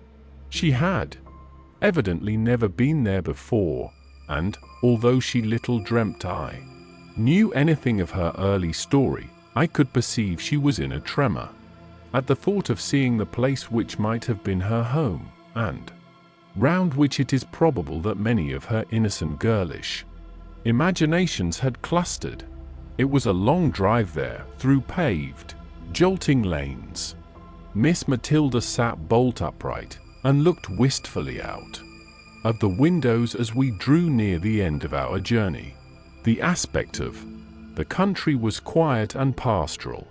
Woodley stood among fields, and there was an old-fashioned garden where roses and currant bushes touched each other, and where the feathery asparagus formed a pretty background to the pinks and gillyflowers, there was no drive up to the door. We got out at a little gate and walked up a straight box-edged path. "My cousin might make a drive, I think," said Miss Pole, who was afraid of earache and had only her cap on. "I think it is very pretty," said Miss Matty, with a soft plaintiveness in her voice, and almost in a whisper, for just then Mr. Holbrook appeared at the door, rubbing his hands in very effervescence of hospitality. He looked more like my idea of Don Quixote than ever, and yet the likeness was only external. His respectable housekeeper stood modestly at the door to bid us welcome, and, while she led the elder ladies upstairs to a bedroom, I begged to look about the garden. My request evidently pleased the old gentleman, who took me all round the place and showed me his 26 cows, named after the different letters of the alphabet. As we went along, he surprised me occasionally by repeating apt and beautiful quotations from the poets, ranging easily from Shakespeare and George Herbert to those of our own day. He did this as naturally as if he were thinking aloud, and their true and beautiful words were the best expression he could find for what he was thinking or feeling. To be sure, he called Byron a my Lord Byron, and pronounced the name of Gertie strictly in accordance with the English sound of the letters, as Gertie says, "Ye ever verdant palaces, and see." Altogether, I never met with a man, before or since, who had spent so long a life in a secluded and not impressive country, with ever-increasing delight in the daily and yearly change of season and beauty. When he and I went in, we found that dinner was nearly ready in the kitchen, for so I suppose the room ought to be called, as there were oak dressers and cupboards all round, all over by the side of the fireplace, and only a small Turkey carpet in the middle of the flag floor. The room might have been easily made into a handsome dark oak dining parlour, by removing the oven and a few other appurtenances of a kitchen, which were evidently never used, the real cooking place being at some distance. The room in which we were expected to sit was a stiffly furnished, ugly apartment, but that in which we did sit was what Mr. Holbrook called the counting house, where he paid his labourers their weekly wages at a great desk near the door. The rest of the pretty sitting room, looking into the orchard, and all covered over with dancing tree shadows, was filled with books. They lay on the ground, they covered the walls, they strewed the table. He was evidently half ashamed and half proud of his extravagance in this respect. They were of all kinds, poetry and wild weird tales prevailing. He evidently chose his books in accordance with his own tastes, not because such and such were classical or established favorites. "Ah," he said, "we farmers ought not to have much time for reading, yet somehow one can't help it." "What a pretty room," said Miss Matty _sotto voce_. "What a pleasant place," said I, aloud, almost simultaneously. "Nay, if you like it," replied he, "but can you sit on these great black leather, three-cornered chairs? I like it better than the best parlour, but I thought ladies would take that for the smarter place." It was the smarter place, but, like most smart things, not at all pretty, or pleasant, or homelike. So, while we were at dinner, the servant girl dusted and scrubbed the counting-house chairs, and we sat there all the rest of the day. We had pudding before meat, and I thought Mr. Holbrook was going to make some apology for his old-fashioned ways, for he began, "I don't know whether you like newfangled ways." "Oh, not at all," said Miss Matty. "No more do I," said he. "My housekeeper will have these in her new fashion, or else I tell her that, when I was a young man, we used to keep strictly to my father's rule, no broth, no ball, no ball, no beef, and always began dinner with broth. Then we had suet puddings, boiled in the broth with the beef, and then the meat itself. If we did not sup our broth, we had no ball, which we liked a deal better, and the beef came last of all, and only those had it who had done justice to the broth and the ball. Now folks begin with sweet things, and turn their dinners topsy-turvy. When the ducks and green peas came, we looked at each other in dismay. We had only two-pronged, black-handled forks. It is true the steel was as bright as silver, but what were we to do? Miss Matty picked up her peas, one by one, on the point of the prongs, much as Amin ate her grains of rice after her previous feast with the gowl. Miss Pole sighed over her delicate young peas as she left them on one side of her plate untasted, for they would drop between the prongs.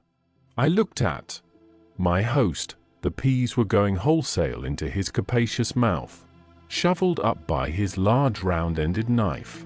I saw, I imitated, I survived.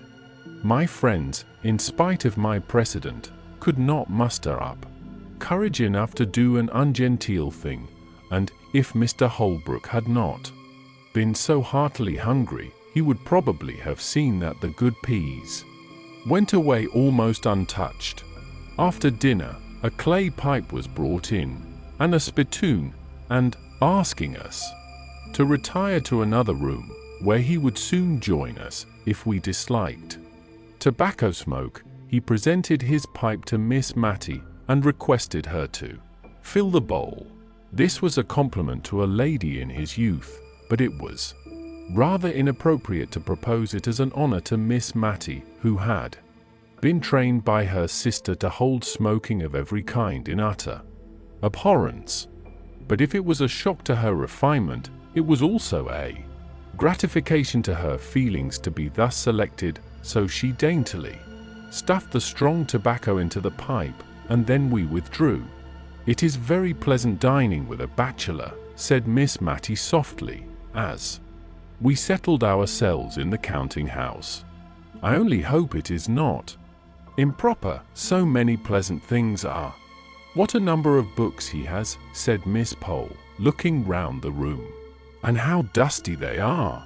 I think it must be like one of the great Dr. Johnson's rooms," said Miss Matty. "What a superior man your cousin must be." "Yes," said Miss Pole, "he's a great reader, but I am afraid he has got into very uncouth habits with living alone." "Oh, uncouth is too hard a word.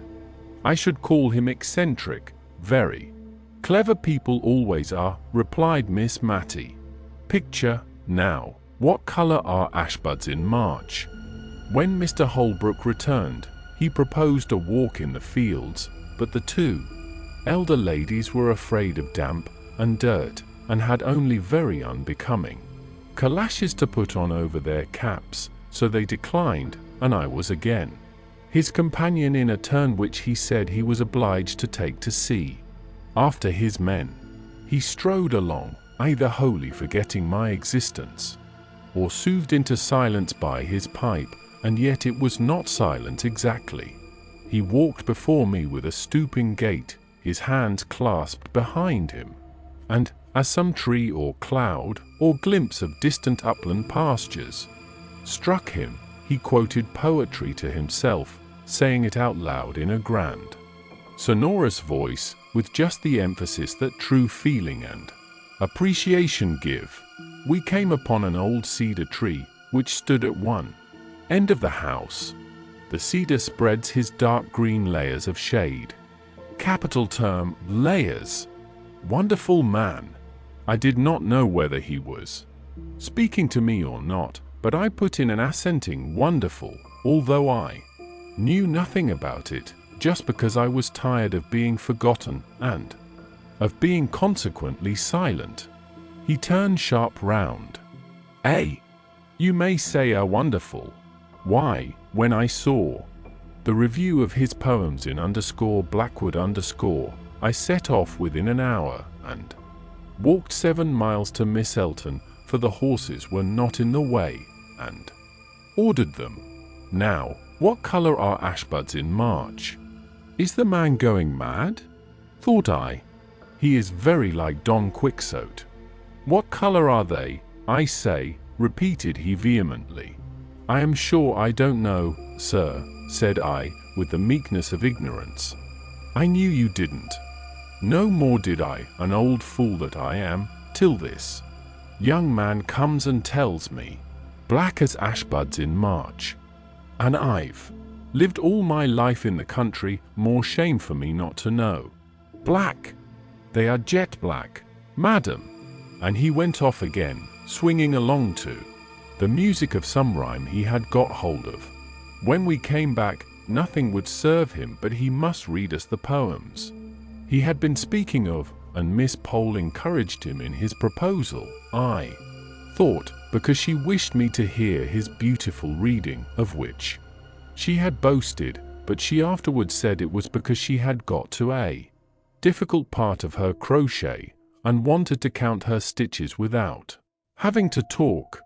Whatever he had proposed would have been right to Miss Mattie, although she did fall sound asleep within 5 minutes after he had begun a long poem, called Locksley Hall, and had a comfortable nap, unobserved, till he ended, when the cessation of his voice wakened her up, and she said, feeling that something was expected, and that Miss Pole was counting, "What a pretty book!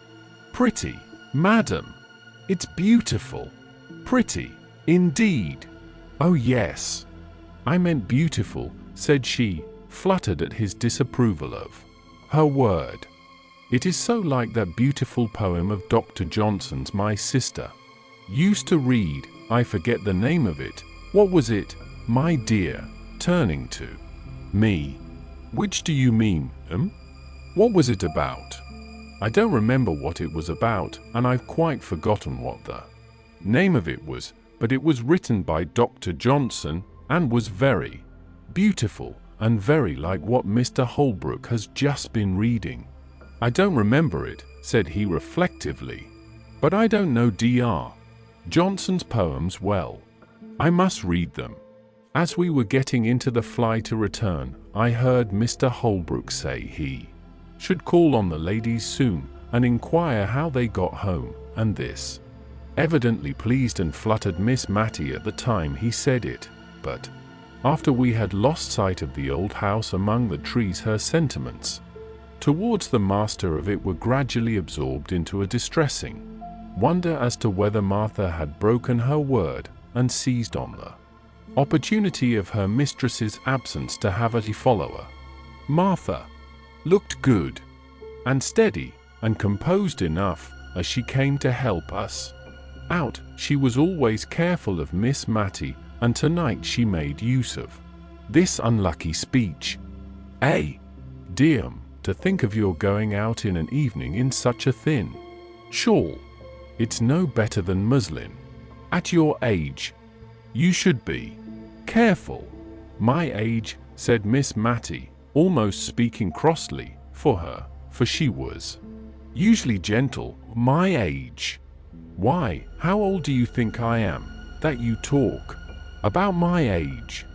"Well, I should say you were not far short of 60, but folks' looks is often against them, and I'm sure I meant no harm."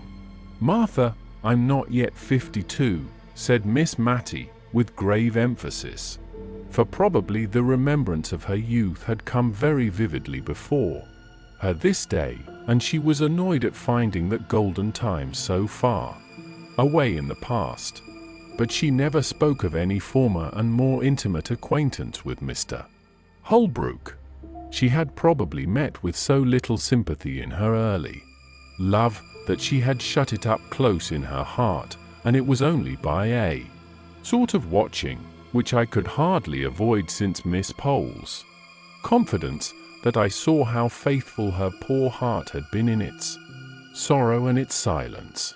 She gave me some good reason for wearing her best cap every day, and sat near the window, in spite of her rheumatism, in order to see, without being seen, down into the street. He came. He put his open palms upon his knees, which were far apart, as he sat with his head bent down, whistling, after we had replied to his inquiries about our safe return. Suddenly he jumped up. "Well, madam, have you any commands for Paris? I am going there in a week or two." "To Paris?" we both exclaimed. "Yes, madam. I've never been there and always had a wish to go, and I think if I don't go soon, I mayn't go at all, so as soon as the hay is got in I shall go, before harvest time." We were so much astonished that we had no commissions. Just as he was going out of the room, he turned back, with his favorite exclamation, "God bless my soul, madam, but I nearly forgot half my errand. Here are the poems for you you admired so much the other evening at my house." He tugged away at a parcel in his coat pocket. "Goodbye, miss," said he. "Goodbye, Mattie. Take care of yourself." And he was gone. But he had given her a book, and he had called her Mattie, just as he used to do 30 years ago. "I wish he would not go to Paris," said Miss Matilda anxiously. "I don't believe frogs will agree with him. He used to have to be very careful what he ate, which was curious in so strong-looking a young man." Soon after this I took my leave, giving many an injunction to Martha to look after her mistress, and to let me know if she thought that Miss Matilda was not so well, in which case I would volunteer a visit to my old friend, without noticing Martha's intelligence to her. Accordingly I received a line or two from Martha every now and then, and about November I had a note to say her mistress was very low and sadly off her food, and the account made me so uneasy that, although Martha did not decidedly summon me, I packed up my things and went.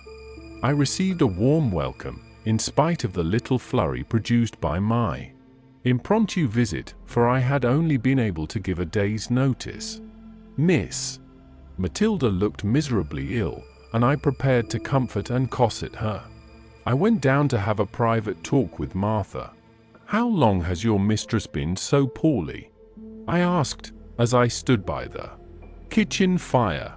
"Well, I think it's better than a fortnight." "It is, I know. It was one Tuesday, after Miss Pole had been, that she went into this moping way. I thought she was tired, and it would go off with a night's rest, but no.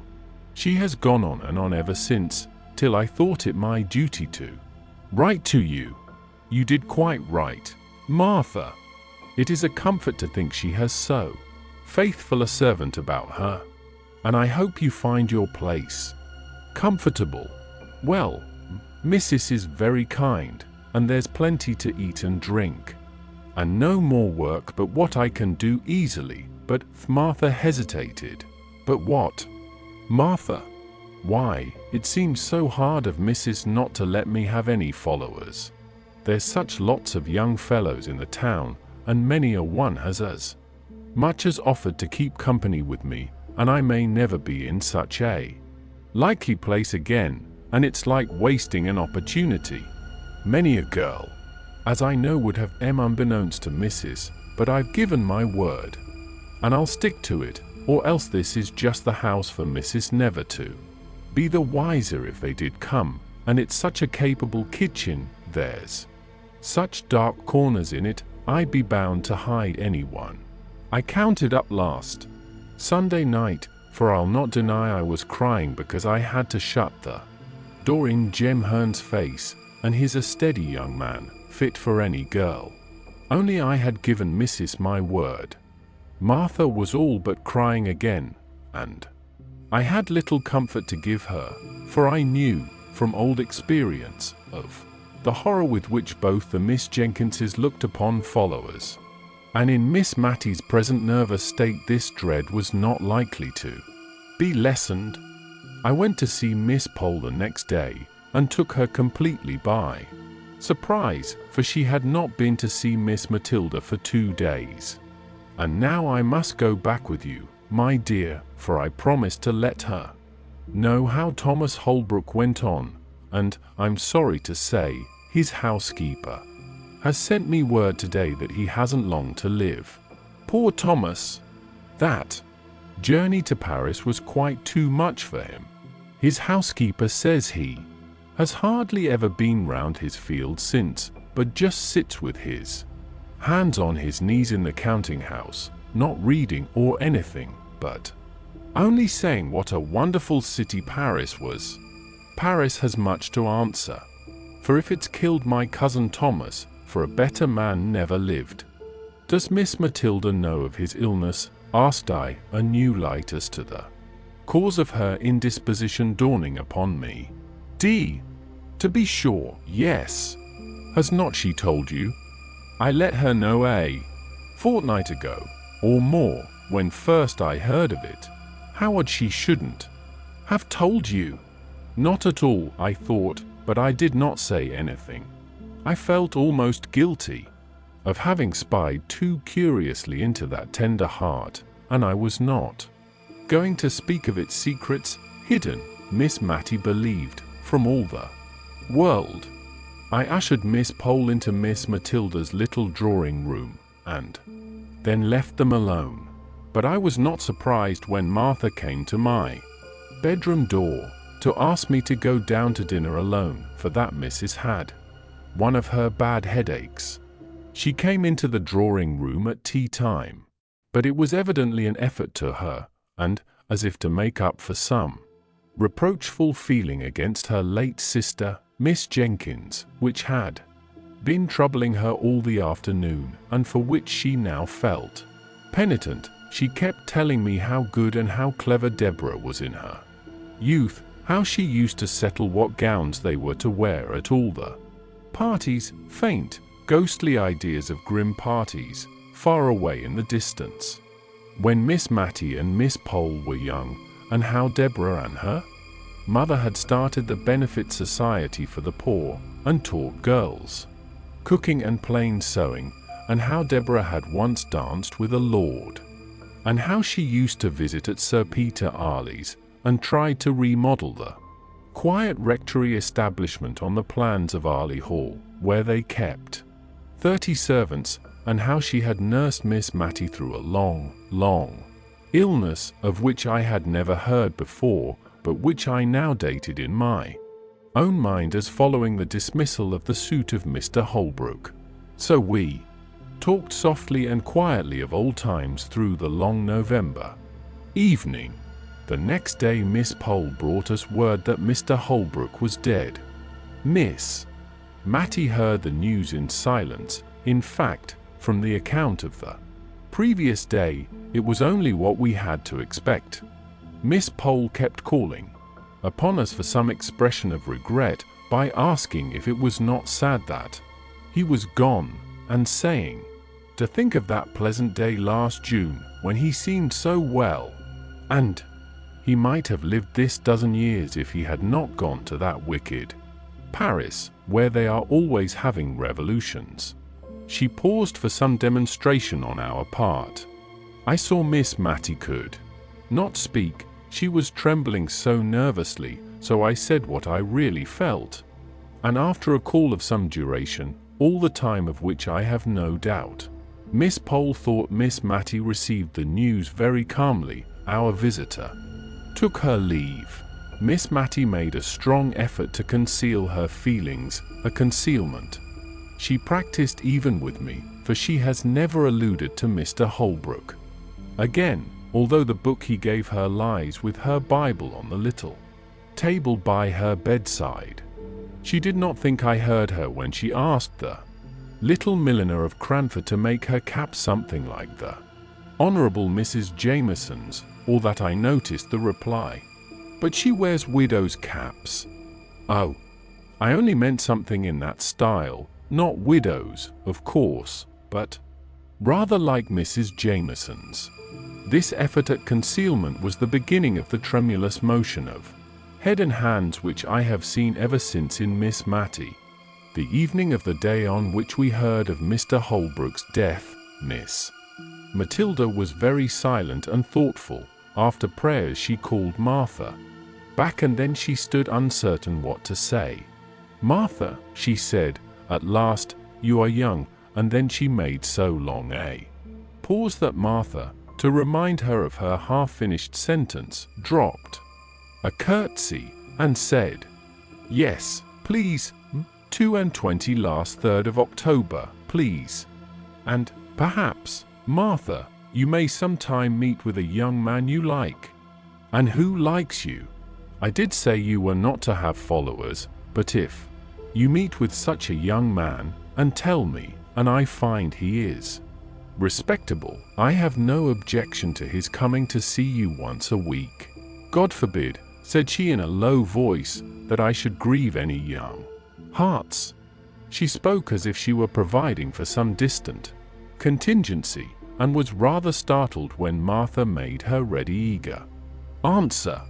"Please, there's Jem Hearn, and he's a joiner making 3 and 6pence a day, and 6'1" in his stocking feet, please. And if you'll ask about him tomorrow morning, everyone will. Give him a character for steadiness, and he'll be glad enough to come. Tomorrow night, I'll be bound." Though Miss Matty was startled, she submitted to fate and love. Chapter 5. Old Letters. I have often noticed that almost everyone has his own individual small economies, careful habits of saving fractions of pennies in someone peculiar direction, any disturbance of which annoys him more than spending shillings or pounds on some real extravagance.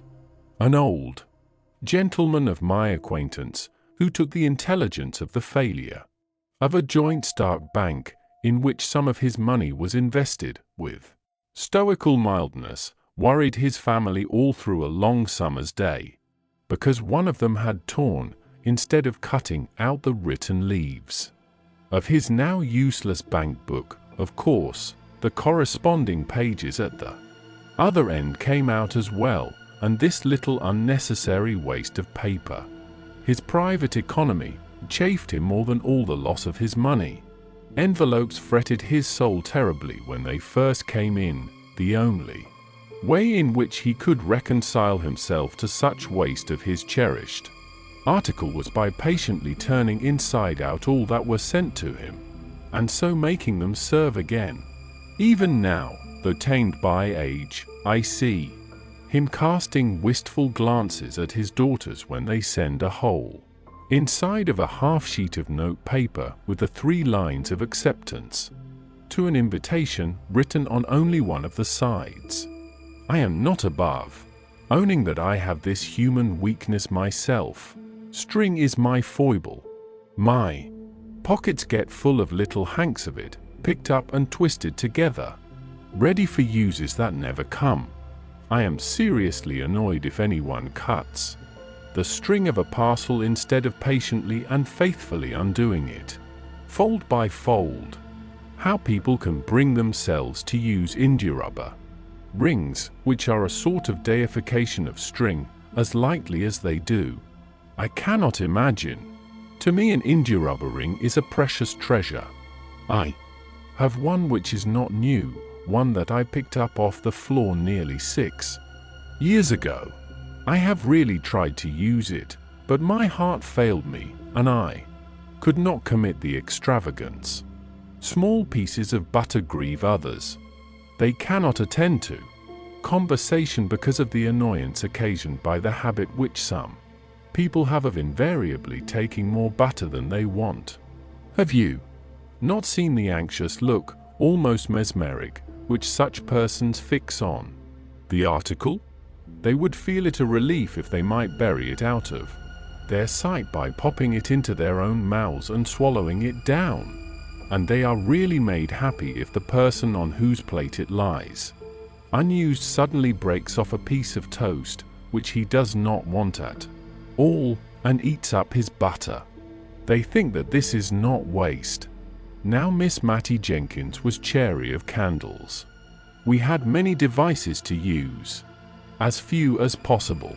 In the winter afternoon she would sit knitting for 2 or 3 hours. She could do this in the dark, or by firelight, and when I asked if I might not ring for candles to finish stitching my wristbands, she told me to keep blind man's holiday. They were usually brought in with tea, but we only burnt one at a time, as we lived in constant preparation for a friend who might come in any evening. But who never did. It required some contrivance to keep our 2 candles of the same length, ready to be lighted, and to look as if we burnt 2 always. The candles took it in turns, and, whatever we might be talking about or doing, Miss Mattie's eyes were habitually fixed upon the candle, ready to jump up and extinguish it and to light the other, before they had become too uneven in length to be restored to equality.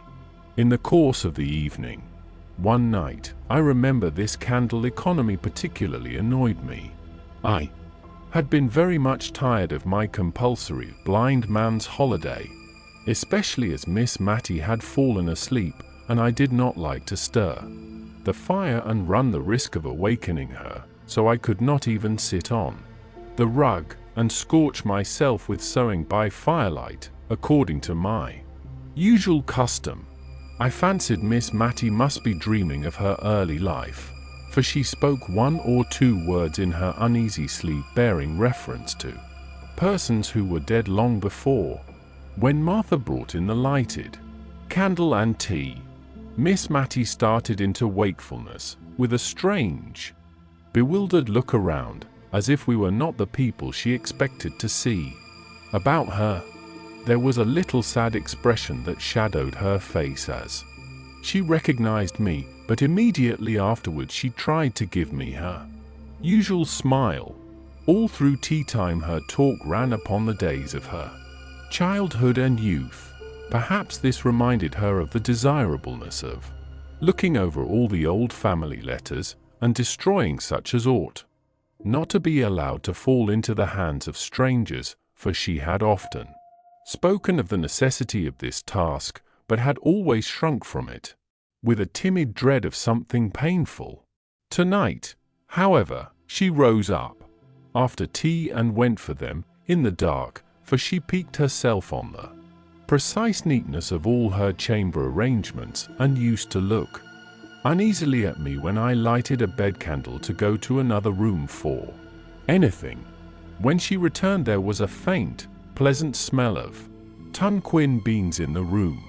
I had always noticed this scent about any of the things which had belonged to her mother, and many of the letters were addressed to her, yellow bundles of love letters, 60 or 70 years old. Miss Mattie undid the packet with a sigh, but she stifled it directly, as if it were hardly right to regret the flight of time, or of life either.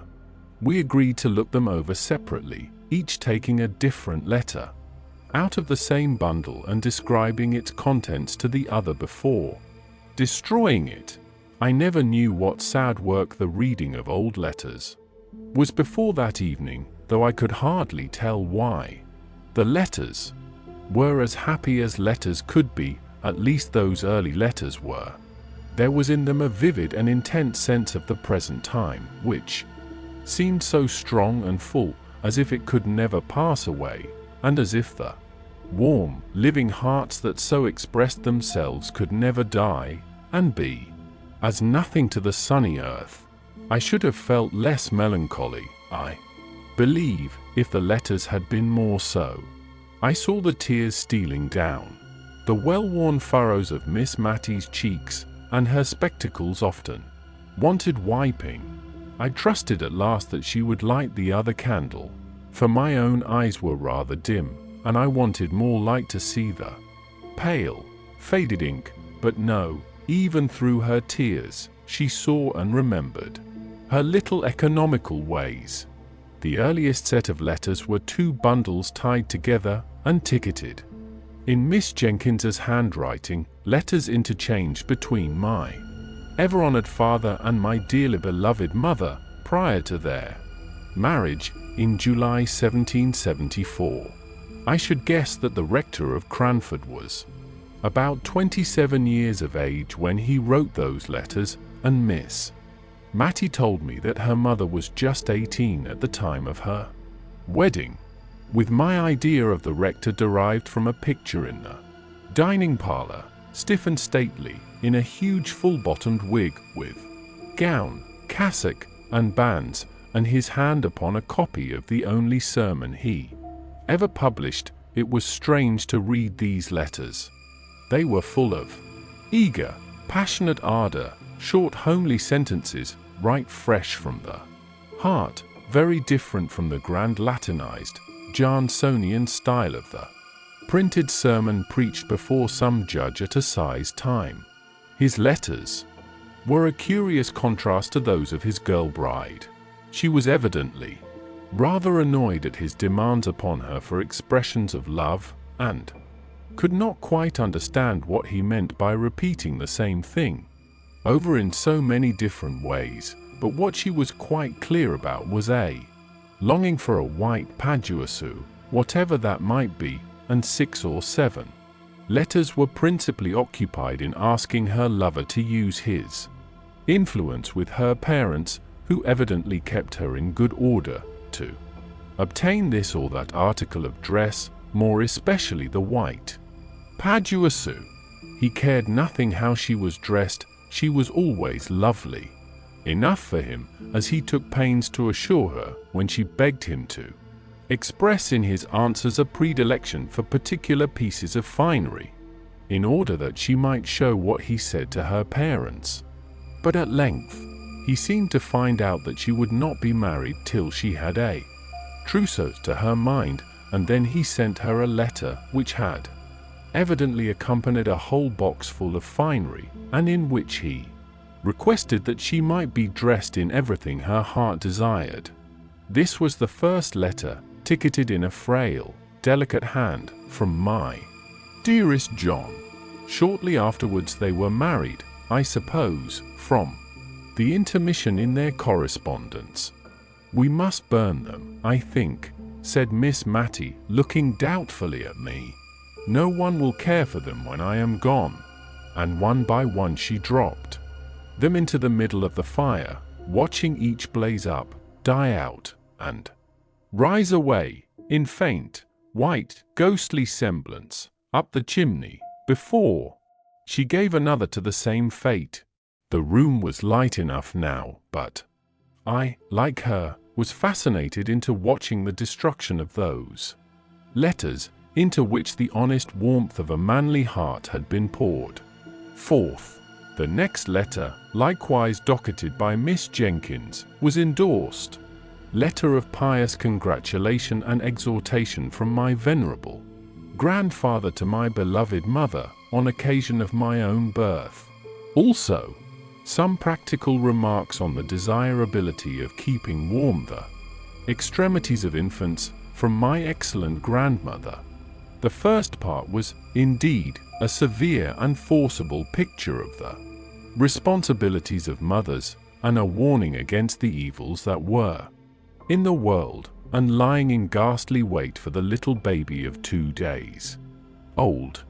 His wife did not write, said the old gentleman, because he had forbidden it, she being indisposed with a sprained ankle, which, he said, quite incapacitated her from holding a pen. However, at the foot of the page was a small T.O., and on turning it over, sure enough, there was a letter to my dearest Molly, begging her, when she left her room, whatever she did, to go _up_ stairs before going _down_, and telling her to wrap her baby's feet up in flannel, and keep it warm by the fire, although it was summer, for babies were so tender. It was pretty to see from the letters, which were evidently exchanged with some frequency between the young mother and the grandmother, how the girlish vanity was being weeded out of her heart by love for her baby. The white paduasoy figured again in the letters, with almost as much vigor as before. In one, it was being made into a christening cloak for the baby. It decked it when it went with its parents to spend a day or two at Arley Hall. It added to its charms when it was the prettiest little baby that ever was seen. Dear mother, I wish you could see her. Without any partiality, I do think she will grow up a regular beauty. I thought of Miss Jenkins, grey, withered, and wrinkled, and I wondered if her mother had known her in the courts of heaven, and then I knew that she had, and that they stood there in angelic guise. There was a great gap before any of the rector's letters appeared, and then his wife had changed her mode of her endorsement. It was no longer from my dearest John, it was from my honoured husband. The letters were written on occasion of the publication of the same sermon which was represented in the picture, the preaching before my Lord Judge, and the publishing by request was evidently the culminating point, the event of his life. It had been necessary for him to go up to London to superintend it through the press. Many friends had to be called upon and consulted before he could decide on any printer fit for so onerous a task, and at length it was arranged that J. and J. Rivingtons were to have the honourable responsibility. The worthy rector seemed to be strung up by the occasion to a high literary pitch, for he could hardly write a letter to his wife without cropping out into Latin. I remember the end of one of his letters ran thus: I shall ever hold the virtuous qualities of my Molly in remembrance, _dum mima ipse my _dum spiritus regit artus which, considering that the English of his correspondent was sometimes at fault in grammar, and often in spelling, might be taken as a proof of how much he idealized his Molly, and, as Miss Jenkins used to say, people talk a great deal about idealizing nowadays, whatever that may mean. But this was nothing to a fit of writing classical poetry which soon seized him, in which his Molly figured away as a Maria. The letter containing the Carmen was endorsed by her Hebrew verses sent me by my honored husband. I thought to have had a letter about killing the pig, but must wait. Mem. 2. Send the poetry to Sir Peter Arley, as my husband desires. And in a postscriptum note in his handwriting it was stated that the ode had appeared in the Gentleman's Magazine December 1782. Her letters back to her husband, treasured as fondly by him as if they had been M.T. Cicerone's epistoli were more satisfactory to an absent husband and father than his could ever have been to her. She told him how Deborah sewed her seam very neatly every day, and read to her in the books he had set her, how she was a very forward, good child, but would ask questions her mother could not answer, but how she did not let herself down by saying she did not know, but took to stirring the fire, or sending that forward child on an errand. Mattie was now the mother's darling, and promised, like her sister at her age, to be a great beauty. I was reading this aloud to Miss Mattie, who smiled and sighed a little at the hope, so fondly expressed, that little Mattie might not be vain, even if she were a beauty. I had very pretty hair, my dear, said Miss Matilda, and not a bad mouth. And I saw her soon afterwards adjust her cap and draw herself up. But to return to Mrs. Jenkins's letters. She told her husband about the poor in the parish, what homely domestic medicine she had administered, what kitchen physic she had sent. She had evidently held his displeasure as a rod in pickle over the heads of all the ne'er-do-wells. She asked for his directions about the cows and pigs, and did not always obtain them, as I have shown before. The kind old grandmother was dead when a little boy was born soon after the publication of the sermon, but there was another letter of exhortation from the grandfather, more stringent and admonitory than ever, now that there was a boy to be guarded from the snares of the world. He described all the various sins into which men might fall, until I wondered how any man ever came to a natural death. The gallows seemed as if it must have been the termination of the lives of most of the grandfather's friends and acquaintance, and I was not surprised at the way in which he spoke of this life being a vale of tears.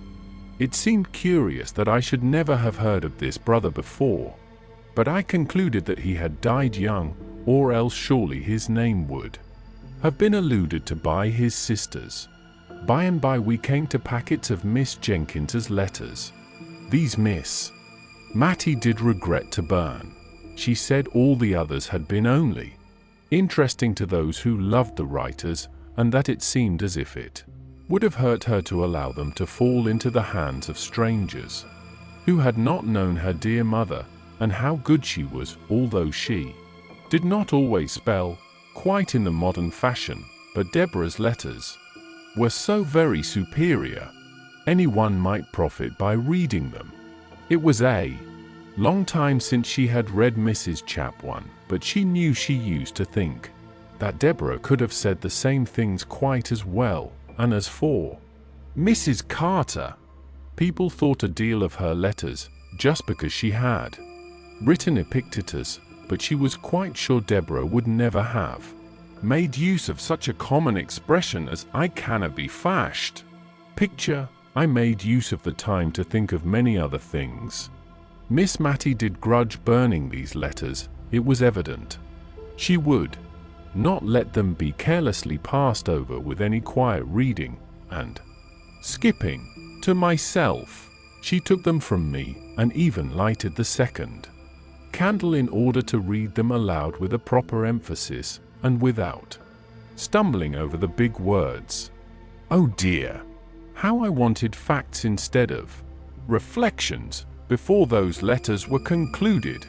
They lasted us 2 nights, and I won't deny that I made use of the time to think of many other things, and yet I was always at my post at the end of each sentence.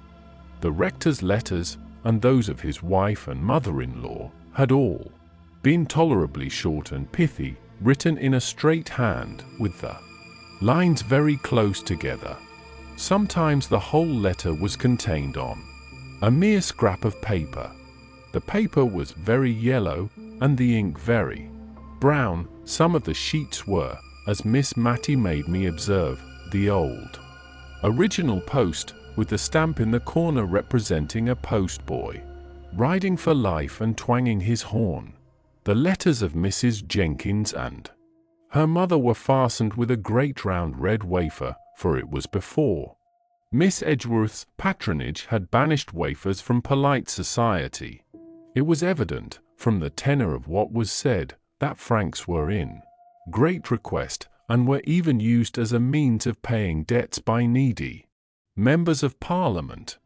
The rector sealed his epistles with an immense coat of arms, and showed by the care with which he had performed this ceremony that he expected they should be cut open, not broken by any thoughtless or impatient hand.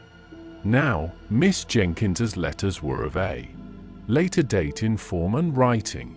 She wrote on the square sheet which we have learned to call old-fashioned. Her hand was admirably calculated, together with her use of many-syllabled words, to fill up a sheet, and then came the pride and delight of crossing. Poor Miss Mattie got sadly puzzled with this, for the words gathered size like snowballs, and towards the end of her letter Miss Jenkins used to become quite sesquipedalian. In one to her father, slightly theological and controversial in its tone, she had spoken of Herod, Tetrarch of Idumea. Miss Mattie read it Herod Petrarch of Etruria, and was just as well pleased as if she had been right. I can't quite remember the date, but I think it was in 1805 that Miss Jenkins wrote the longest series of letters on occasion of her absence. On a visit to some friends near Newcastle upon Tyne. These friends were intimate with the commandant of the garrison there, and heard from him of all the preparations that were being made to repel the invasion of Bonaparte, which some people imagined might take place at the mouth of the Tyne. Miss Jenkins was evidently very much alarmed, and the first part of her letters was often written in pretty intelligible English, conveying particulars of the preparations which were made in the family, with whom she was residing against the dreaded event, the bundles of clothes that were packed up ready for a flight to Alston Moor, a wild, hilly piece of ground between Northumberland and Cumberland, the signal that was to be given for this flight, and for the simultaneous turning out of the volunteers under arms, which said signal was to consist, if I remember rightly, in ringing the church bells in a particular and ominous manner. One day, when Miss Jenkins and her hosts were at a dinner party in Newcastle, this warning summons was actually given, not a very wise proceeding if there be any truth in the moral attached to the fable of the boy and the wolf, but so it was, and Miss Jenkins, hardly recovered from her fright, wrote the next day to describe the sound, the breathless shock, the hurry and alarm, and then, taking breath, she added, "How trivial, my dear father, do all our apprehensions of the last evening appear, at the present moment, to calm and inquiring minds." And here Miss Matty broke in with, "But, indeed, my dear, they were not at all trivial or trifling at the time. I know I used to wake up in the night many a time and think I heard the tramp of the French entering Cranford. Many people talked of hiding themselves in the salt mines, and meat would have kept capitally down there, only perhaps we should have been thirsty.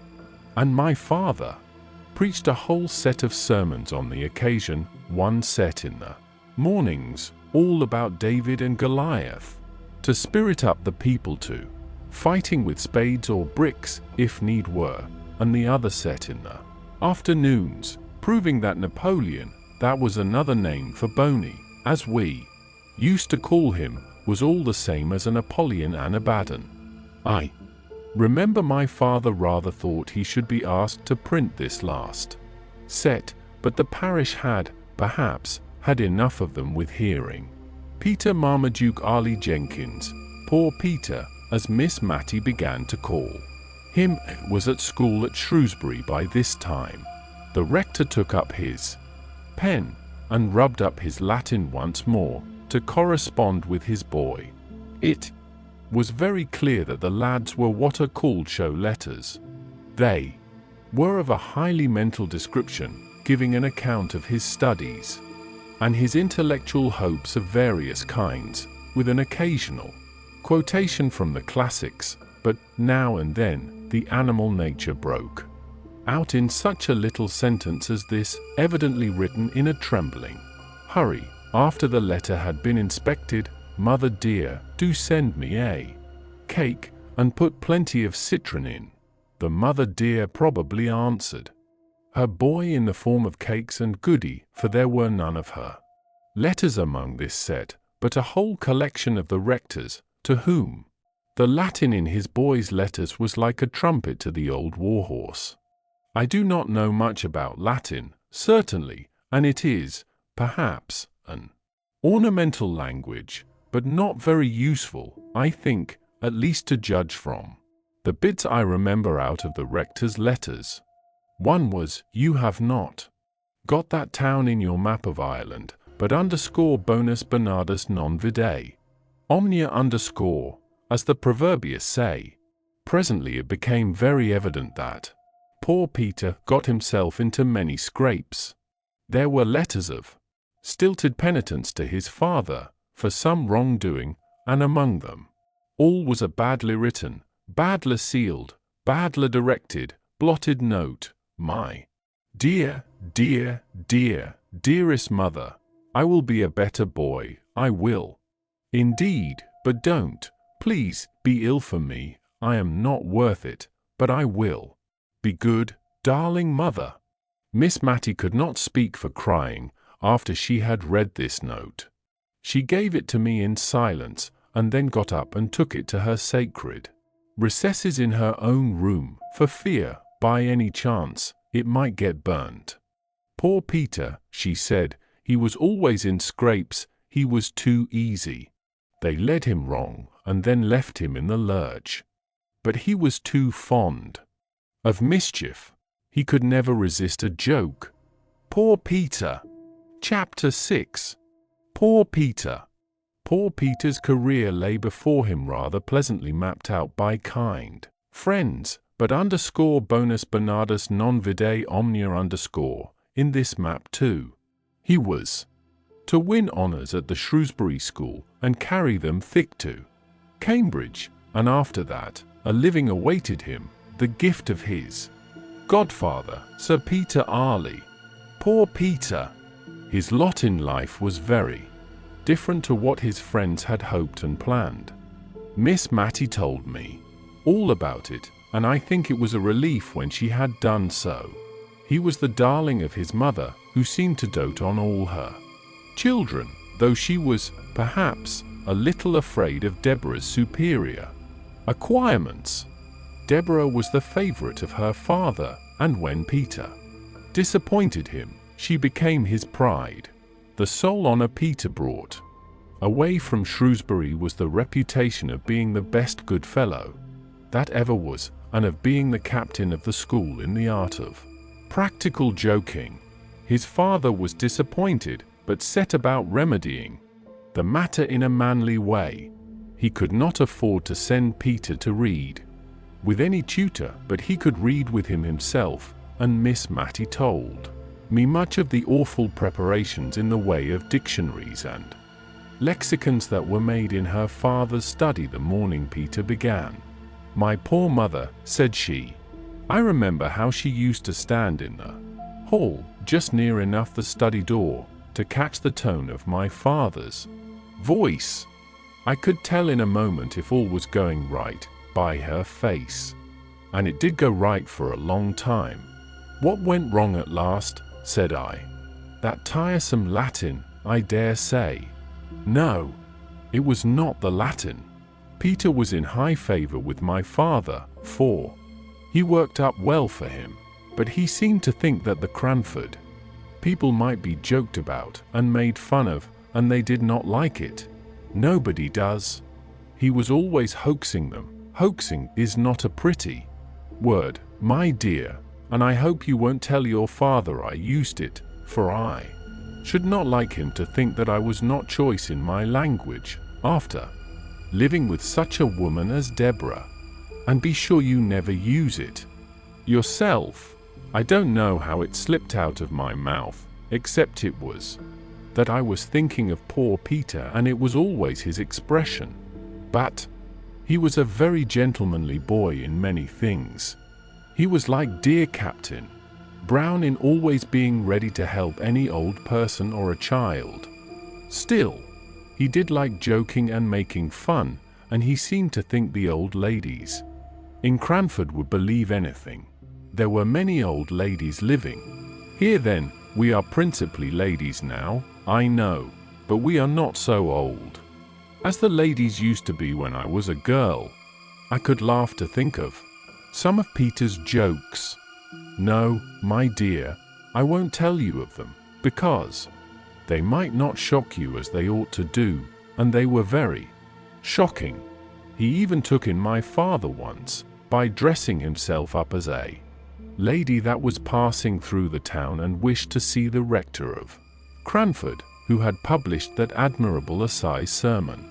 Peter said he was awfully frightened himself when he saw how my father took it all in, and even offered to copy out all his Napoleon Bonaparte sermons for her, him, I mean, no, her, for Peter was a lady then.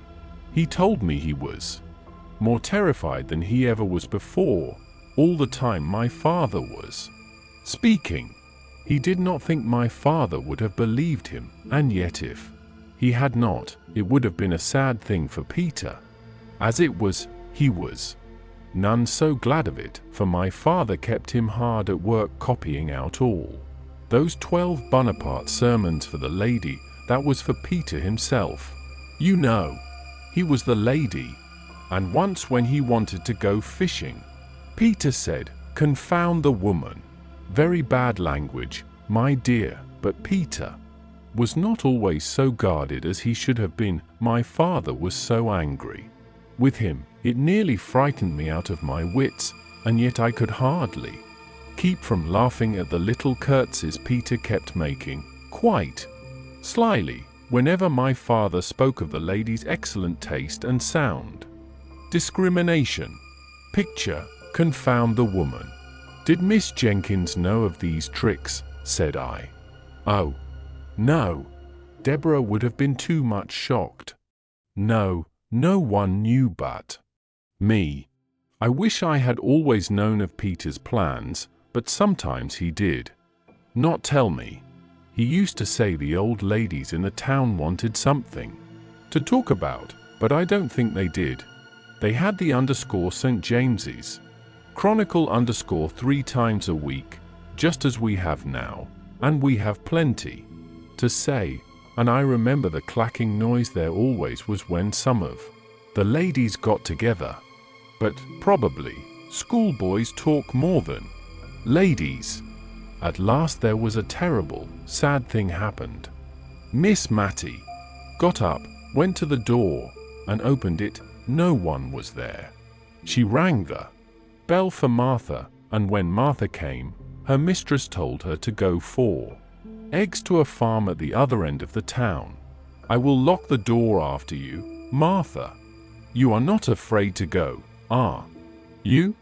"No, not at all. Jem Hearn will be only too proud to go with me." Miss Mattie drew herself up, and as soon as we were alone, she wished that Martha had more maidenly reserve. "We'll put out the candle, my dear. We can talk just as well by firelight, you know." There. Well, you see, Deborah had gone from home for a fortnight or so. It was a very still, quiet day, I remember, overhead, and the lilacs were all in flower, so I suppose it was spring. My father had gone out to see some sick people in the parish. I recollect seeing him leave the house with his wig and shovel hat and cane. What possessed our poor Peter I don't know. He had the sweetest temper, and yet he always seemed to like to plague Deborah. She never laughed at his jokes, and thought him ungenteel, and not careful enough about improving his mind, and that vexed him. Well, he went to her room, it seems, and dressed himself in her old gown, and shawl, and bonnet, just the things she used to wear in Cranford, and was known by everywhere, and he made the pillow into a little. "You are sure you locked the door, my dear, for I should not like anyone to hear into a little baby with white long clothes." It was only, as he told me afterwards, to make something to talk about in the town. He never thought of it as affecting Deborah. And he went and walked up and down in the Filbert Walk, just half hidden by the rails, and half seen, and he cuddled his pillow, just like a baby, and talked to it all the nonsense people do. Oh dear! And my father came stepping stately up the street, as he always did, and what should he see but a little black crowd of people, I dare say as many as 20, all peeping through his garden rails. So he thought, at first, they were only looking at a new rhododendron that was in full bloom, and that he was very proud of, and he walked slower, that they might have more time to admire. And he wondered if he could make out a sermon from the occasion, and thought, perhaps, there was some relation between the rhododendrons and the lilies of the field. My poor father! When he came nearer, he began to wonder that they did not see him, but their heads were all so close together, peeping and peeping. My father was amongst them, meaning, he said, to ask them to walk into the garden with him and admire the beautiful vegetable production, when, oh, my dear, I trembled to think of it, he looked through the rails himself, and saw, I don't know what he thought he saw, but old Clare told me his face went quite grey-white with anger, and his eyes blazed out under his frowning black brows, and he spoke out, oh, so terribly, and bade them all stop where they were, not one of them to go, not one of them to stir a step.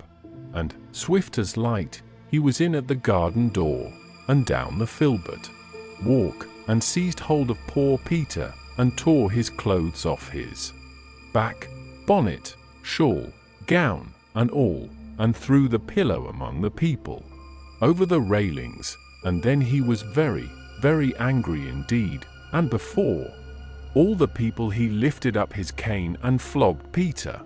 My dear, that boy's trick on that sunny day, when all seemed going straight and well, broke my mother's heart, and changed my father for life. It did, indeed, old Clare said. Peter looked as white as my father, and stood as still as a statue to be flogged, and my father struck hard. When my father stopped to take breath, Peter said, "Have you done enough, sir?" quite hoarsely, and still standing quite quiet. I don't know what my father said, or if he said anything. But old Clare said, Peter turned to where the people outside the railing were, and made them a low bow, as grand and as grave as any gentleman, and then walked slowly into the house. I was in the storeroom helping my mother to make cowslip wine. I cannot abide the wine now, nor the scent of the flowers. They turn me sick and faint, as they did that day, when Peter came in, looking as haughty as any man, indeed, looking like a man, not like a boy. "Mother," he said, "I am come to say, God bless you for ever." I saw his lips quiver as he spoke, and I think he durst not say anything more loving for the purpose that was in his heart. She looked at him rather frightened and wondering, and asked him what was to do. He did not smile or speak, but put his arms round her and kissed her as if he did not know how to leave off, and before she could speak again, he was gone. We talked it over, and could not understand it, and she bade me go and seek my father, and ask what it was all about. I found him walking up and down, looking very highly displeased. "Tell your mother I have flogged Peter, and that he richly deserved it." I durst not ask any more questions. When I told my mother, she sat down, quite faint, for a minute. I remember, a few days after, I saw the poor, withered cowslip flowers thrown out to the leaf heap, to decay and die there. There was no making of cowslip wine that year at the rectory, nor, indeed, ever after. Presently my mother went to my father. I know I thought of Queen Esther and King Ahasuerus, for my mother was very pretty and delicate looking, and my father looked as terrible as King Ahasuerus. Some time after they came out together, and then my mother told me what had happened, and that she was going up to Peter's room at my father's desire, though she was not to tell Peter this, to talk the matter over with him. But no Peter was there. We looked over the house, no Peter was there. Even my father, who had not liked to join in the search at first, helped us before long. The rectory was a very old house, steps up into a room, steps down into a room, all through. At first, my mother went calling low and soft, as if to reassure the poor boy, "Peter, Peter, dear, it's only me." But by and by, as the servants came back from the errands my father had sent them in different directions to find where Peter was, as we found he was not in the garden, nor the hayloft, nor anywhere about, for my mother's cry grew louder and wilder. Peter! Peter, my darling! Where are you? For then she felt and understood that that long kiss meant some sad kind of goodbye. The afternoon went on, my mother never resting, but seeking again and again, in every possible place that had been looked into 20 times before. Nay, that she had looked into over and over again herself. My father sat with his head in his hands, not speaking except when his messengers came in, bringing no tidings. Then he lifted up his face, so strong and sad, and told them to go again in some new direction. My mother kept passing from room to room, in and out of the house, moving noiselessly, but never ceasing. Neither she nor my father durst leave the house, which was the meeting place for all the messengers.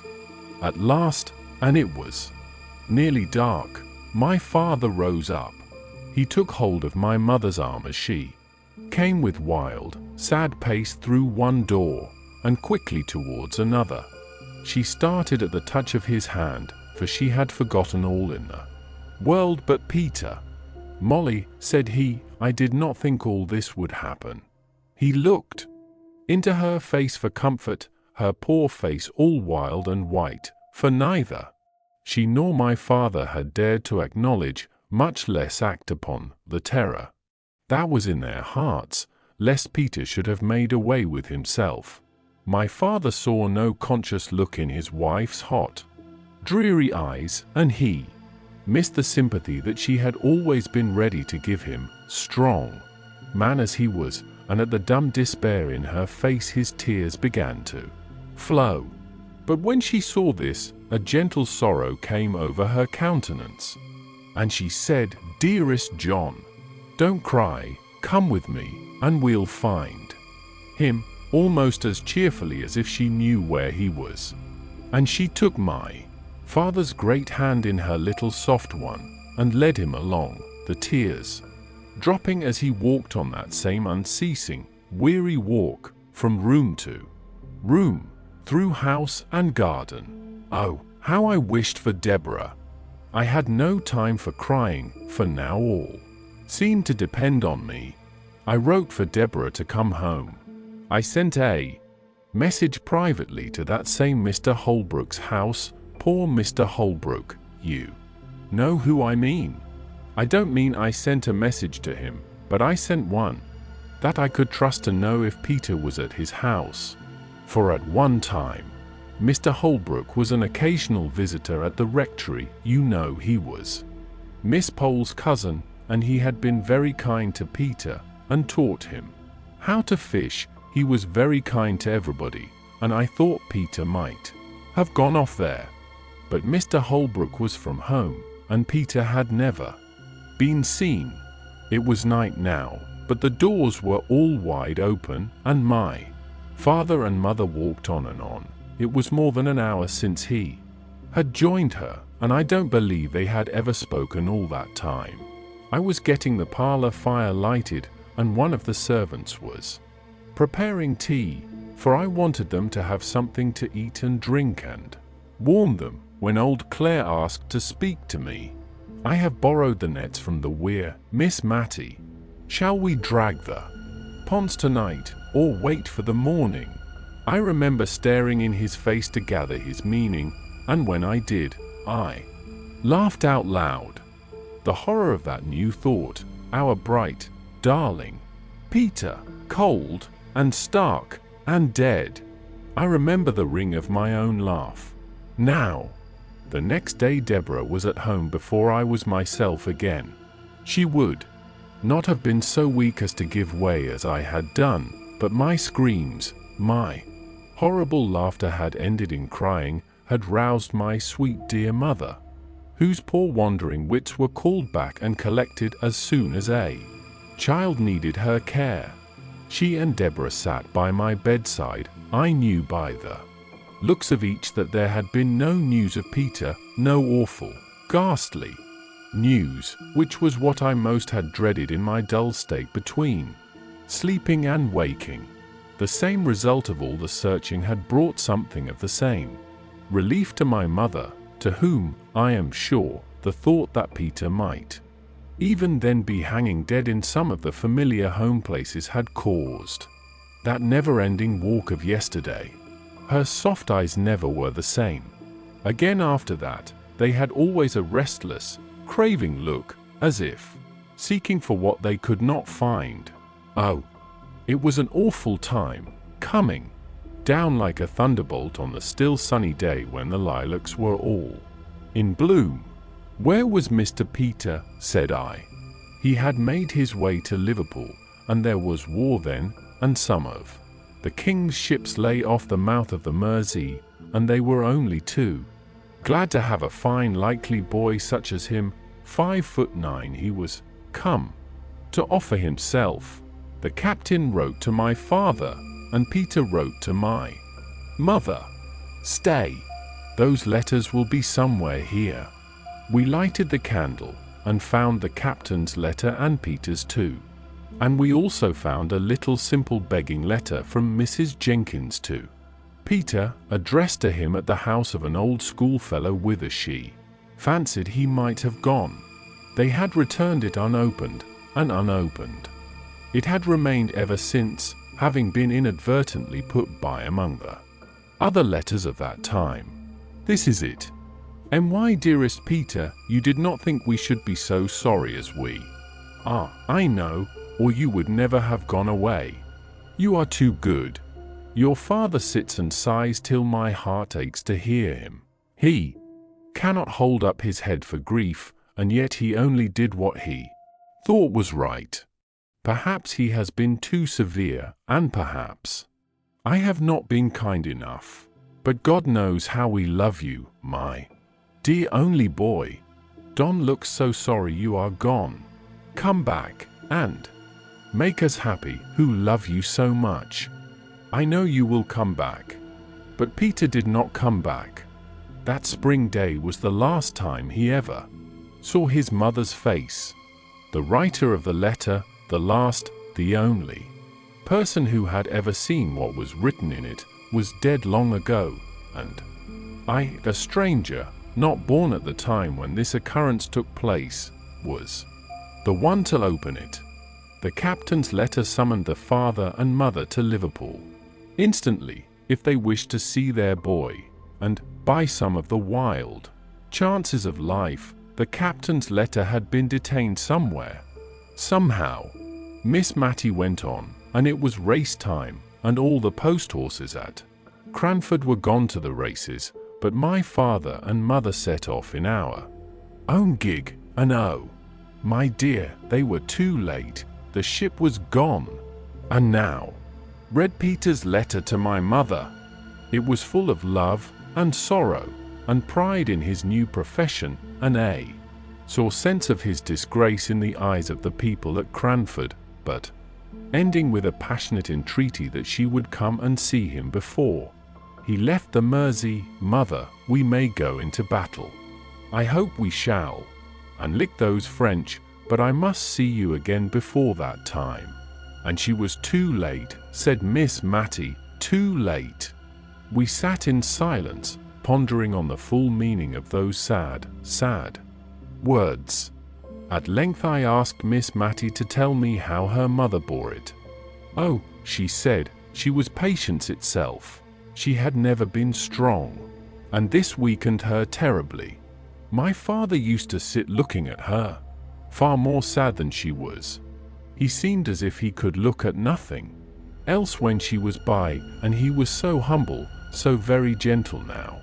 He would, perhaps, speak in his old way, laying down the law, as it were, and then, in a minute or two, he would come round and put his hand on our shoulders, and ask us in a low voice if he had said anything to hurt us.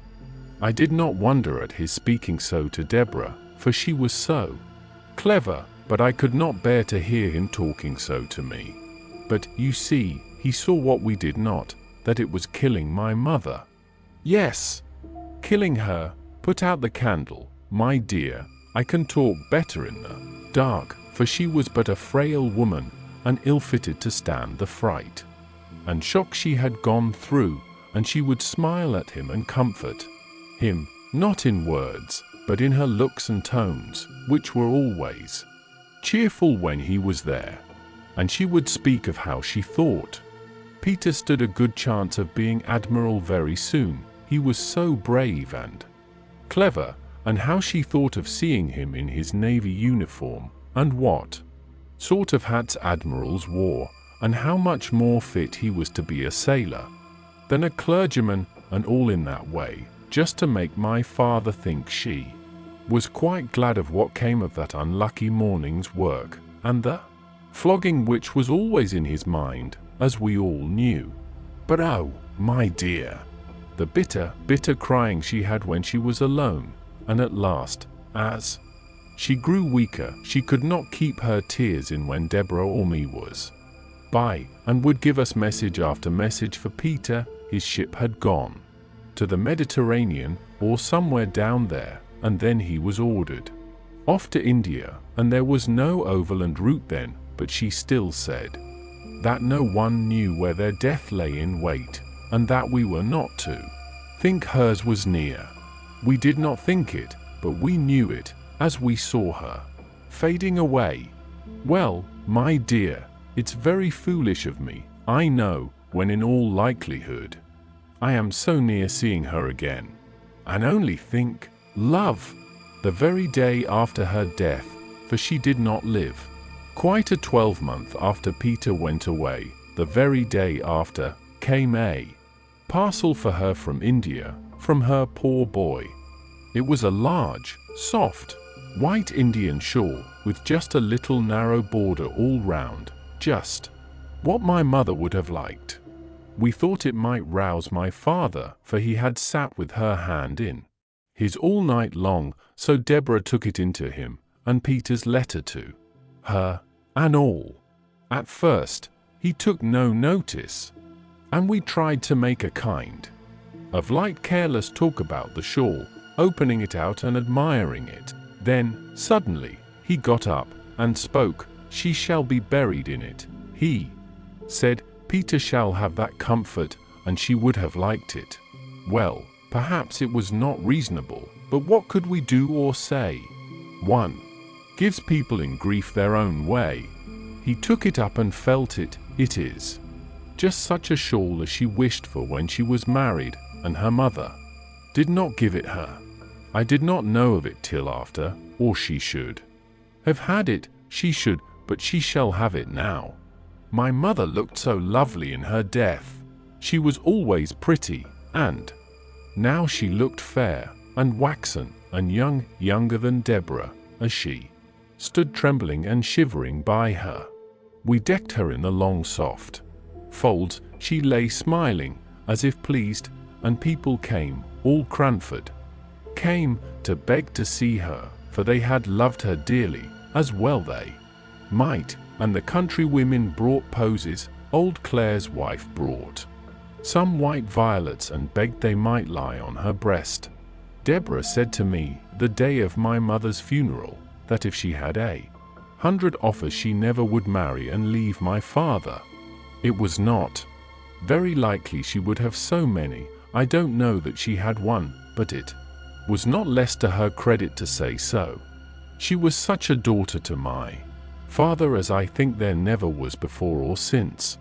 His eyes failed him, and she read book after book, and wrote, and copied, and was always at his service in any parish business. She could do many more things than my poor mother could. She even once wrote a letter to the bishop for my father. But he missed my mother sorely. The whole parish noticed it. Not that he was less active, I think he was more so, and more patient in helping everyone.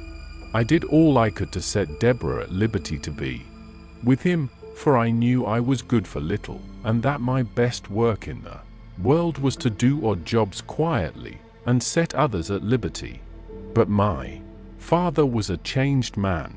Did Mr. Peter ever come home? Yes, once. He came home a lieutenant, he did not get to be admiral. And he and my father were such friends. My father took him into every house in the parish, he was so proud of him.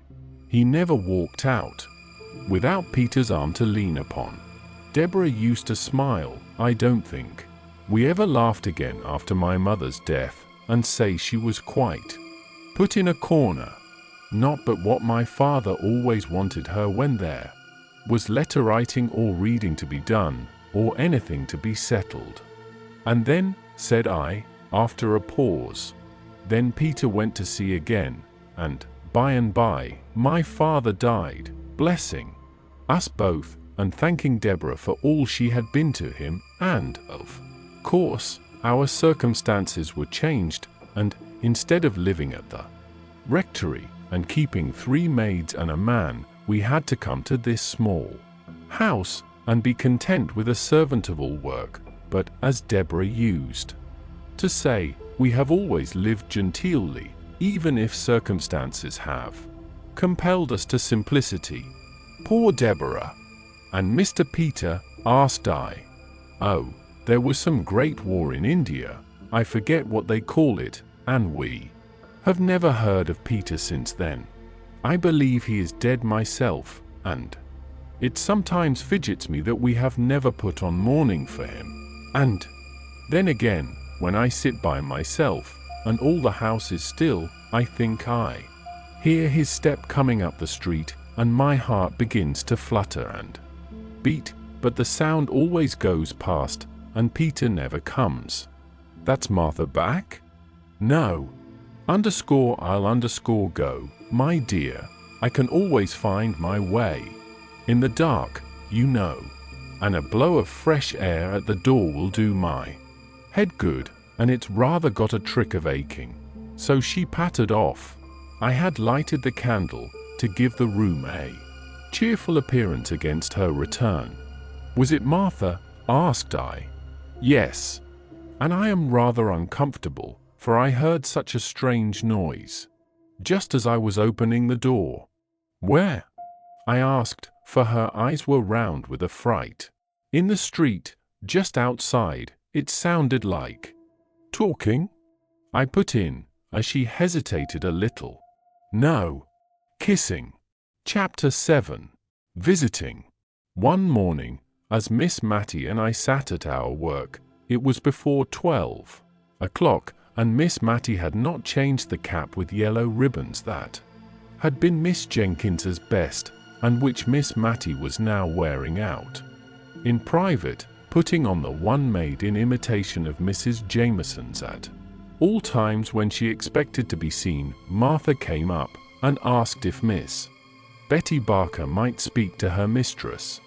Miss Mattie assented, and quickly disappeared to change the yellow ribbons, while Miss Barker came upstairs, but as she had forgotten her spectacles, and was rather flurried by the unusual time of the visit, I was not surprised to see her return with one cap on the top of the other. She was quite unconscious of it herself, and looked at us with bland satisfaction. Nor do I think Miss Barker perceived it, for, putting aside the little circumstance that she was not so young as she had been, she was very much absorbed in her errand, which she delivered herself of with an oppressive modesty that found vent in endless apologies. Miss Betty Barker was the daughter of the old clerk at Cranford who had officiated in Mr. Jenkins's time. She and her sister had had pretty good situations as ladies' maids, and had saved money enough to set up a milliner's shop, which had been patronized by the ladies in the neighborhood. Lady Arley, for instance, would occasionally give Miss Barker's the pattern of an old cap of hers, which they immediately copied and circulated among the _elite_ of Cranford. I say the _elite_, for Miss Barker's had caught the trick of the place, and piqued themselves upon their aristocratic connection. They would not sell their caps and ribbons to anyone without a pedigree. Many a farmer's wife or daughter turned away huffed from Miss Barker's select millinery, and went rather to the universal shop, where the profits of brown soap and moist sugar enabled the proprietor to go straight to Paris, he said, until he found his customers too patriotic and John Bullish to wear what the Mounseers wore in London, where, as he often told his customers, Queen Adelaide had appeared only the very week before, in a cap exactly like the one he showed them, trimmed with yellow and blue ribbons, and had been complimented by King William on the becoming nature of her headdress. Miss Barkers, who confined themselves to truth and did not approve of miscellaneous customers, throve notwithstanding. They were self-denying, good people. Many a time have I seen the eldest of them, she that had been maid to Mrs. Jameson, carrying out some delicate mess to a poor person. They only aped their betters in having nothing to do with the class immediately below theirs. And when Miss Barker died, their profits and income were found to be such that Miss Betty was justified in shutting up shop and retiring from business. She also, as I think I have before said, set up her cow, a mark of respectability in Cranford, almost as decided as setting up a gig is among some people. She dressed finer than any lady in Cranford, and we did not wonder at it, for it was understood that she was wearing out all the bonnets and caps and outrageous ribbons which had once formed her stock in trade. It was 5 or 6 years since she had given up shop, so in any other place than Cranford her dress might have been considered _passé_. And now Miss Betty Barker had called to invite Miss Mattie to tea at her house on the following Tuesday.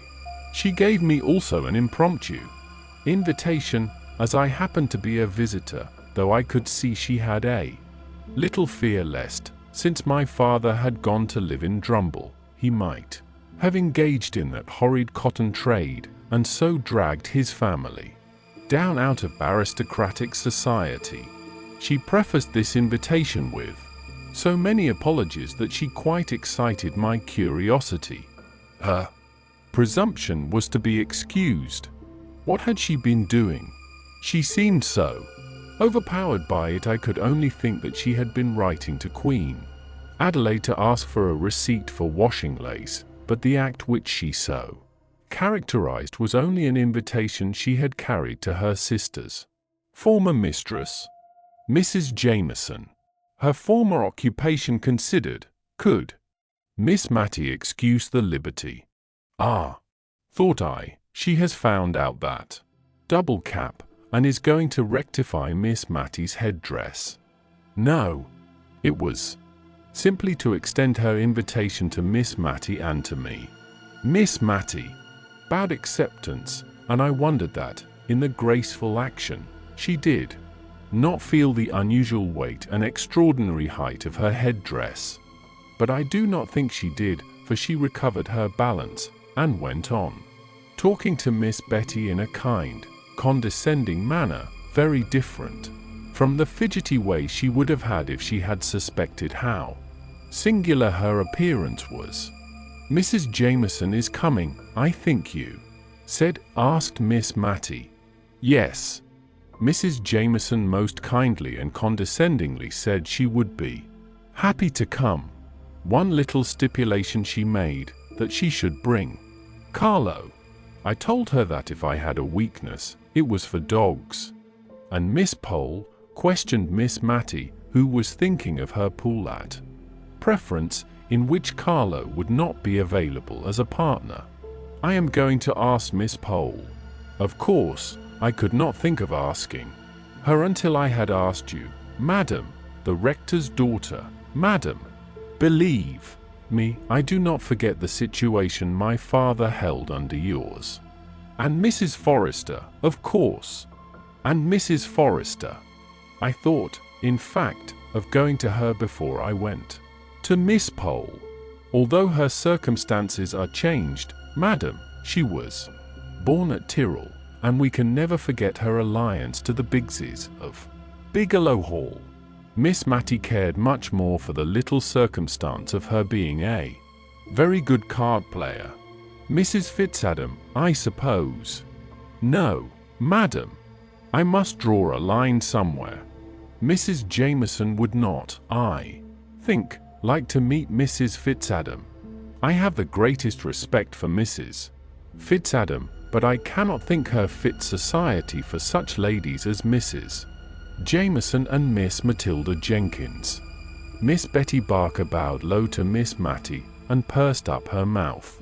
She looked at me with sidelong dignity, as much as to say, although a retired milliner, she was no democrat and understood the difference of ranks. May I beg you to come as near 6:30 to my little dwelling as possible, Miss Matilda?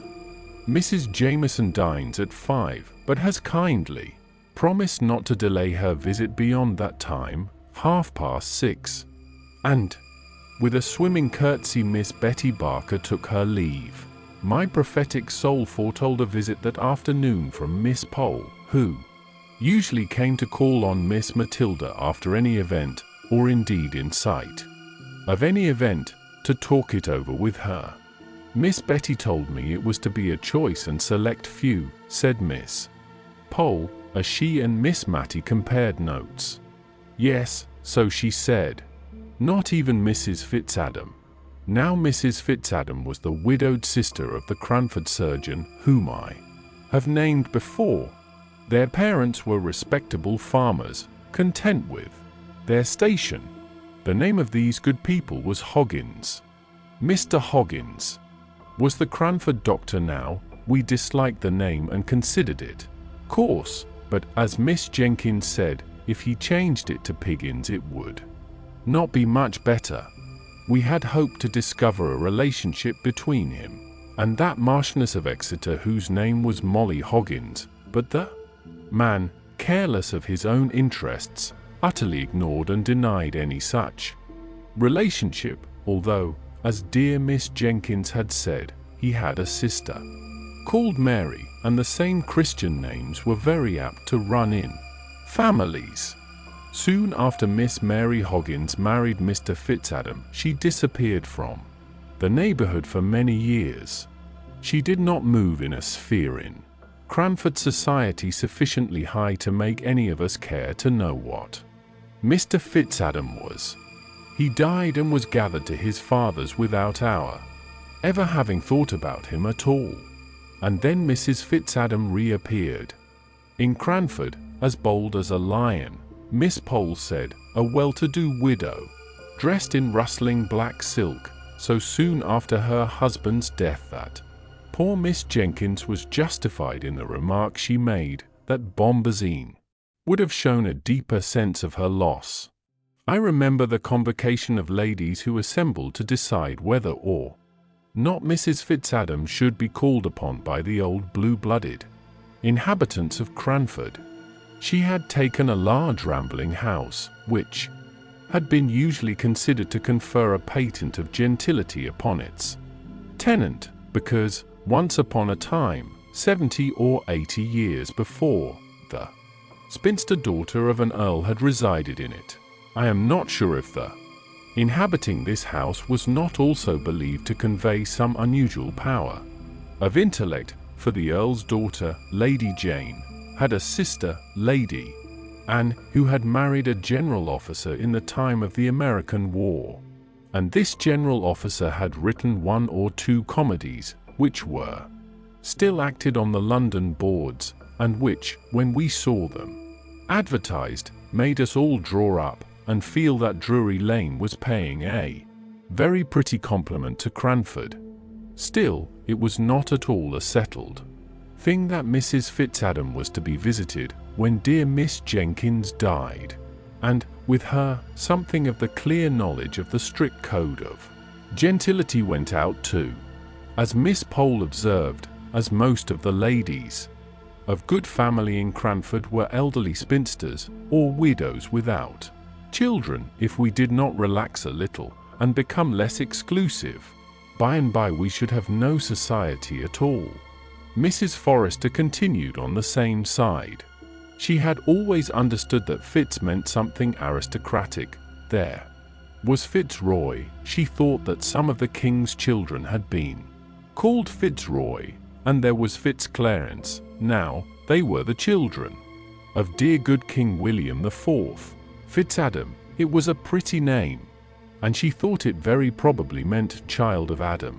No one who had not some good blood in their veins would dare to be called Fitz. There was a deal in a name. She had had a cousin who spelt his name with two little FFS, Fawkes, and he always looked down upon capital letters and said they belonged to lately invented families.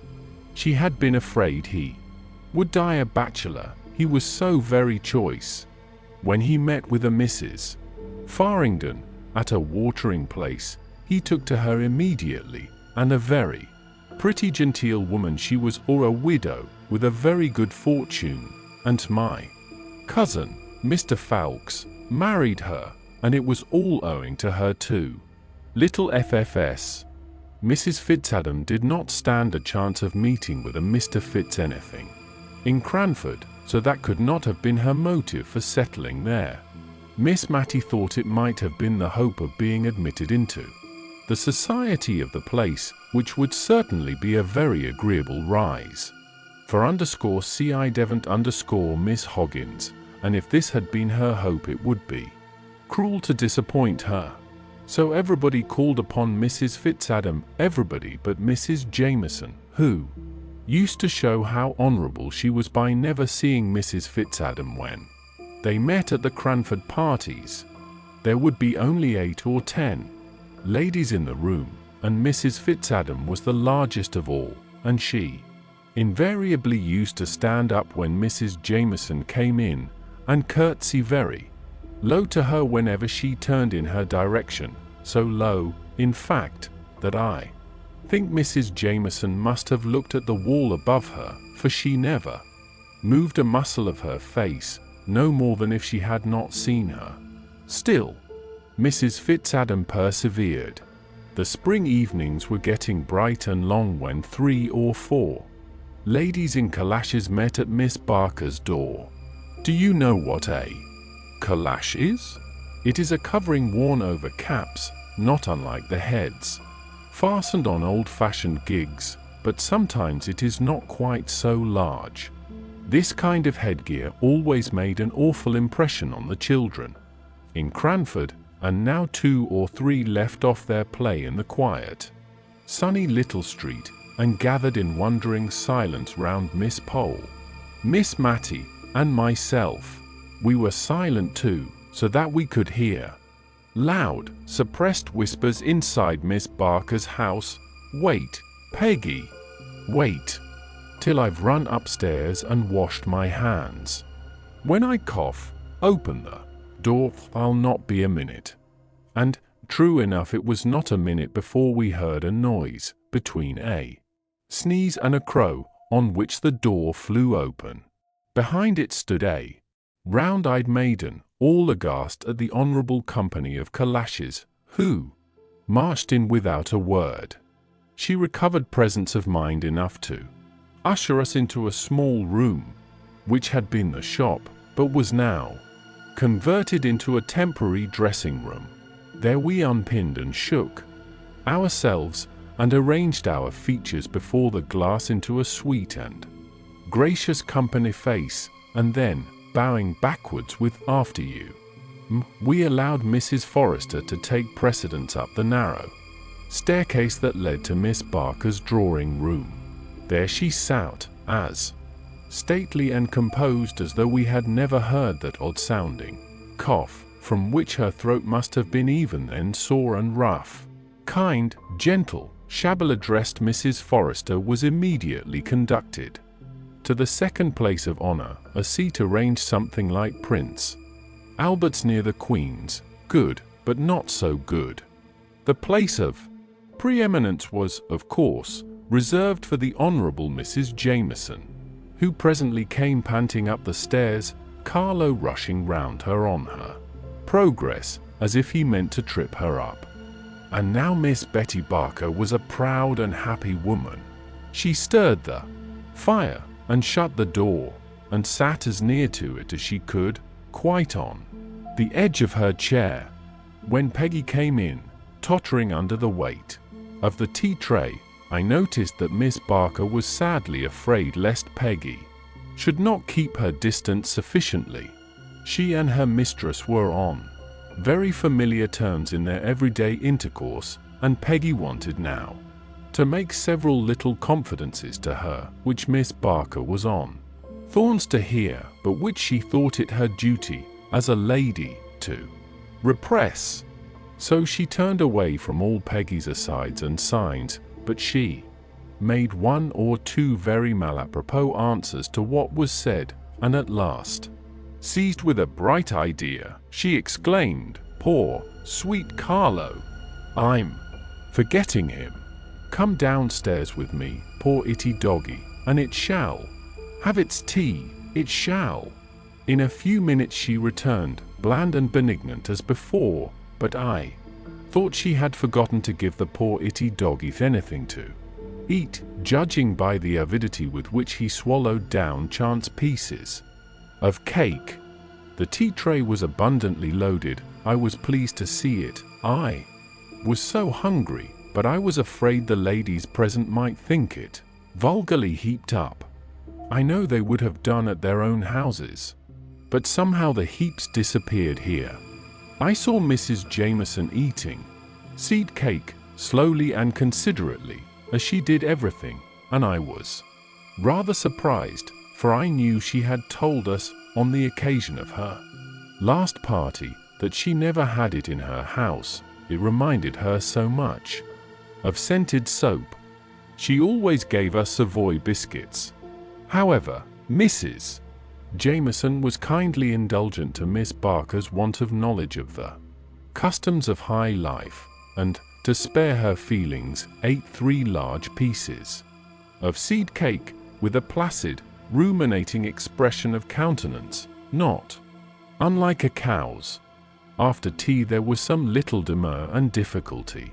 We were 6 in number, for could play at preference, and for the other 2 there was cribbage. But all, except myself, I was rather afraid of the Cranford ladies at cards, for it was the most earnest and serious business they ever engaged in, were anxious to be of the pool.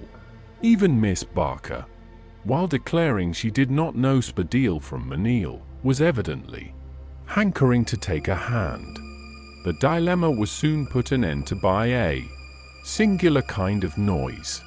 If a baron's daughter-in-law could ever be supposed to snore, I should have said Mrs. Jameson did so then, for, overcome by the heat of the room, and inclined to doze by nature, the temptation of that very comfortable armchair had been too much for her, and Mrs. Jameson was nodding. Once or twice she opened her eyes with an effort, and calmly but unconsciously smiled upon us, but by and by, even her benevolence was not equal to this exertion, and she was sound asleep. Picture, the temptation of the comfortable armchair had been too much for her? "It is very gratifying to me," whispered Miss Barker at the card table to her 3 opponents, whom, notwithstanding her ignorance of the game, she was basting most unmercifully, "very gratifying indeed to see how completely Mrs. Jameson feels at home in my poor little dwelling. She could not have paid me a greater compliment." Miss Barker provided me with some literature in the shape of 3 or 4 handsomely bound fashion books 10 or 12 years old, observing, as she put a little table and a candle for my especial benefit, that she knew young people like to look at pictures. Carlo lay and snorted, and started at his mistress's feet. He, too, was quite at home. The card table was an animated scene to watch, for ladies' heads, with niddle-noddling caps, all nearly meeting over the middle of the table in their eagerness to whisper quick enough and loud enough, and every now And then came Miss Barker's "Hush, ladies! If you please, hush! Mrs. Jameson is asleep." It was very difficult to steer clear between Mrs. Forrester's deafness and Mrs. Jameson's sleepiness, but Miss Barker managed her arduous task. "Well," she repeated the whisper to Mrs. Forrester, distorting her face considerably in order to show, by the motions of her lips, what was said, and then she smiled kindly all round at us, and murmured to herself, very gratifying, indeed, "I wish my poor sister had been alive to see this day." Presently the door was thrown wide open. Carlo started to his feet with a loud snapping bark, and Mrs. Jameson awoke, or perhaps she had not been asleep, as she said almost directly. The room had been so light she had been glad to keep her eyes shut, but had been listening with great interest to all our amusing and agreeable conversation. Peggy came in once more, read with importance. Another tray. Oh, gentility, thought I, can you endure this last shock? For Miss Barker had ordered, nay, I doubt not, prepared, although she did say, "Why, Peggy, what have you brought us?" and looked pleasantly surprised at the unexpected pleasure. All sorts of good things for supper: scalloped oysters, potted lobsters, jelly, a dish called Little Cupids, which was in great favor with the Cranford ladies, although too expensive to be given, except on solemn and state occasions. Macaroons sopped in brandy, I should have called it, if I had not known its more refined and classical name. In short, we were evidently to be feasted with all that was sweetest and best, and we thought it better to submit graciously, even at the cost of our gentility, which never ate suppers in general, but which, like most non-supper eaters, was particularly hungry on all special occasions. Miss Barker, in her former sphere, had, I dare say, been made acquainted with the beverage they call cherry brandy. We none of us had ever seen such a thing, and rather shrank back when she proffered it us, just a little glass, ladies, after the oysters and lobsters, you know. Shellfish are sometimes thought not very wholesome. We all shook our heads like female mandarins, but at last Mrs. Jameson suffered herself to be persuaded, and we followed her lead. It was not exactly unpalatable, though so hot and so strong that we thought ourselves bound to give evidence that we were not accustomed to such things by coughing terribly, almost as strangely as Miss Barker had done, before we were admitted by Peggy. "It's very strong," said Miss Pole, as she put down her empty glass. "I do believe there's spirit in it. Only a little drop, just necessary to make it keep," said Miss Barker. "You know we put brandy pepper over our preserves to make them keep. I often feel tipsy myself from eating damson tart." I question whether damson tart would have opened Mrs. Jameson's heart as the cherry brandy did, but she told us of a coming event, respecting which she had been quite silent till that moment. "My sister-in-law, Lady Glenmire, is coming to stay with me." There was a chorus of "indeed," and then a pause. Each one rapidly reviewed her wardrobe as to its fitness to appear in the presence of a baron's widow, for, of course, a series of small festivals were always held in Cranford on the arrival of a visitor at any of our friends' houses. We felt very pleasantly excited on the present occasion. Not long after this the maids and the lanterns were announced. Mrs. Jameson had the sedan chair, which had squeezed itself into Miss Barker's narrow lobby with some difficulty, and most literally stopped the way. It required some skillful maneuvering on the part of the old chairman, shoemakers by day, but when summoned to carry the sedan dressed up in a strange old livery, long great coats, with small capes, coeval with the sedan, and similar to the dress of the class in Hogarth's pictures, to edge, and back, and try at it again, and finally, to succeed in carrying their burden out of Miss Barker's front door. Then we heard their quick pitter-pat along the quiet little street as we put on our calashes and pinned up our gowns, Miss Barker hovering about us with offers of help, which, if she had not remembered her former occupation, and wished us to forget it, would have been much more pressing. Chapter 8. Your Ladyship. Early the next morning, directly after 12, Miss Pole made her appearance at Miss Mattie's. Some very trifling piece of business was alleged as a reason for the call, but there was evidently something behind. At last out it came. By the way, you'll think I'm strangely ignorant, but do you really? No, I am puzzled how we ought to address Lady Glenmire. Do you say, Your Ladyship, where you would say you to a common person? I have been puzzling all morning, and are we to say my lady, instead of? Now you knew Lady Arley, will you kindly tell me the most correct way of speaking to the peerage? Poor Miss Mattie! She took off her spectacles and she put them on again, but how Lady Arley was addressed she could not remember. It is so long ago, she said. D. How stupid I am. I don't think I ever saw her more than twice.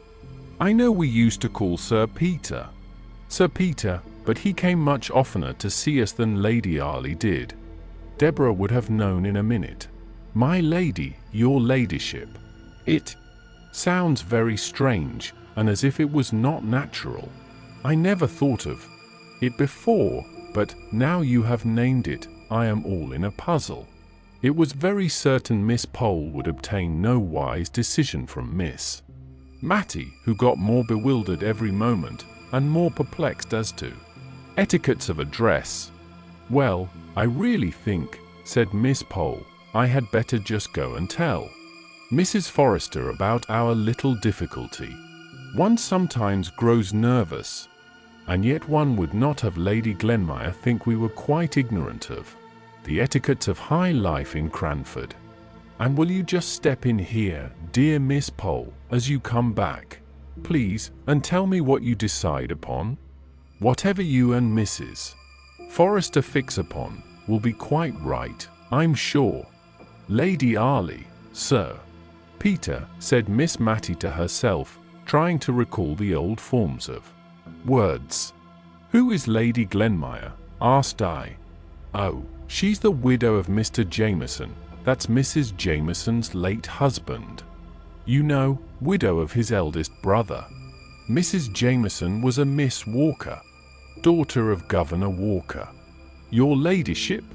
My dear, if they fix on that way of speaking, you must just let me practice a little on you first, for I shall feel so foolish and hot saying it the first time to Lady Glenmire. It was really a relief to Miss Mattie when Mrs. Jameson came on a very unpolite errand. I notice that apathetic people have more quiet impertinence than others, and Mrs. Jameson came now to insinuate pretty plainly that she did not particularly wish that the Cranford ladies should call upon her sister-in-law. I can hardly say how she made this clear, for I grew very indignant and warm, while with slow deliberation she was explaining her wishes to Miss Mattie, who, a true lady herself, could hardly understand the feeling which made Mrs. Jameson wish to appear to her noble sister-in-law as if she only visited county families. Miss Mattie remained puzzled and perplexed long after I had found out the object of Mrs. Jameson's visit. When she did understand the drift of the honourable lady's call, it was pretty to see with what quiet dignity she received the intimation thus uncourteously given. She was not in the least hurt, she was of too gentle a spirit for that, nor was she exactly conscious of disapproving of Mrs. Jameson's conduct, but there was something of this feeling in her mind, I am sure, which made her pass from the subject to others in a less flurried and more composed manner than usual.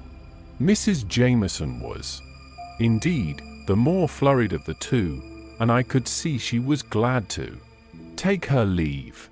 A little while afterwards Miss Pole returned, red and indignant. "Well, to be sure, you've had Mrs. Jameson here, I find from Martha, and we are not to call on Lady Glenmire."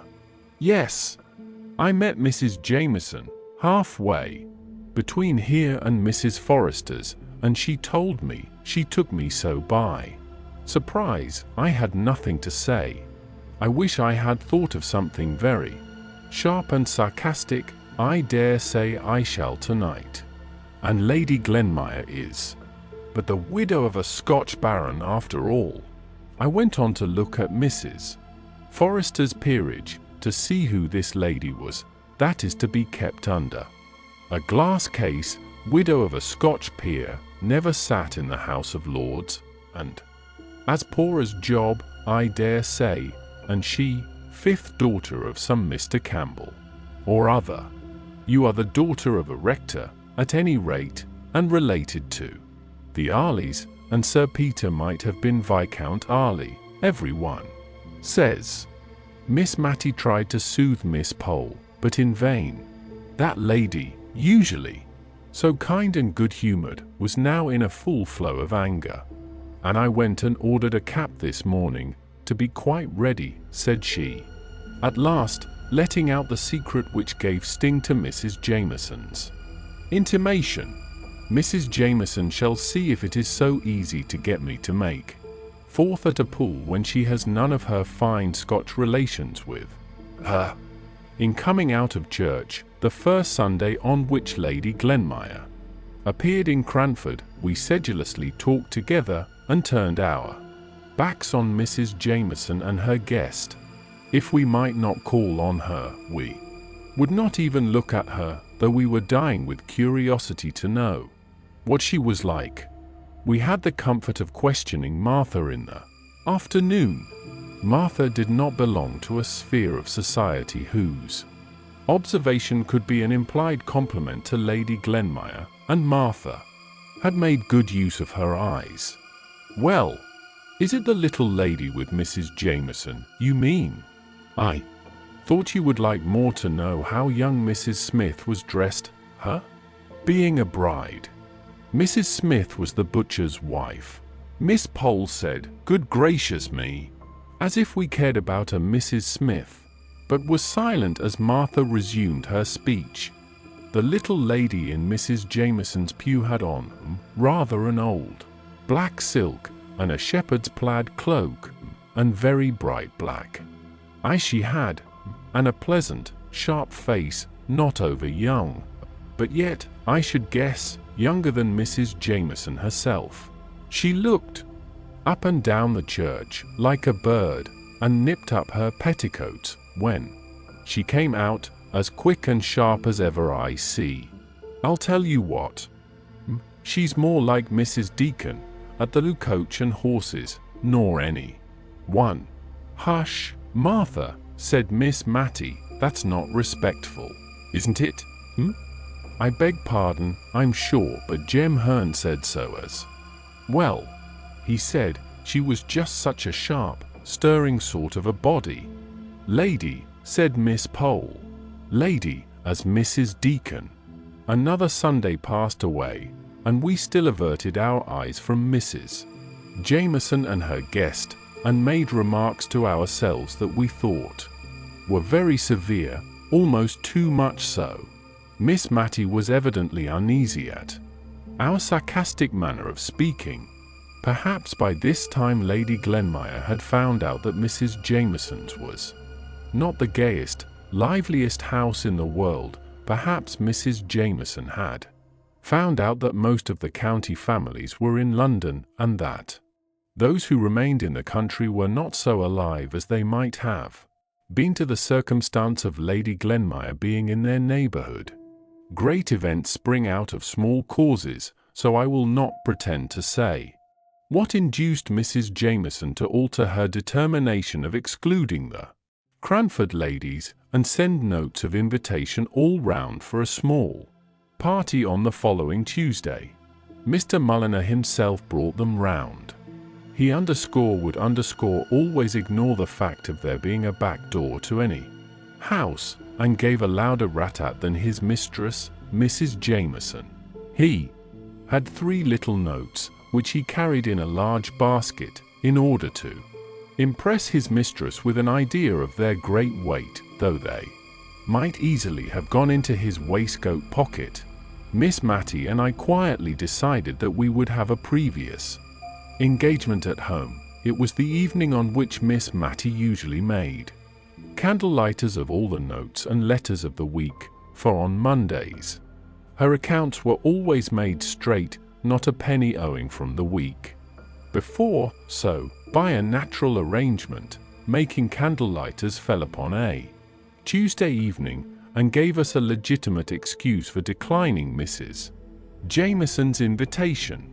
But before our answer was written, in came Miss Pole, with an open note in her hand. So, she said, "Ah, I see you have got your note, too. Better late than never." I could have told my Lady Glenmire she would be glad enough of our society before a fortnight was over. "Yes," said Miss Matty, "we asked for Tuesday evening. And perhaps you would just kindly bring your work across and drink tea with us that night.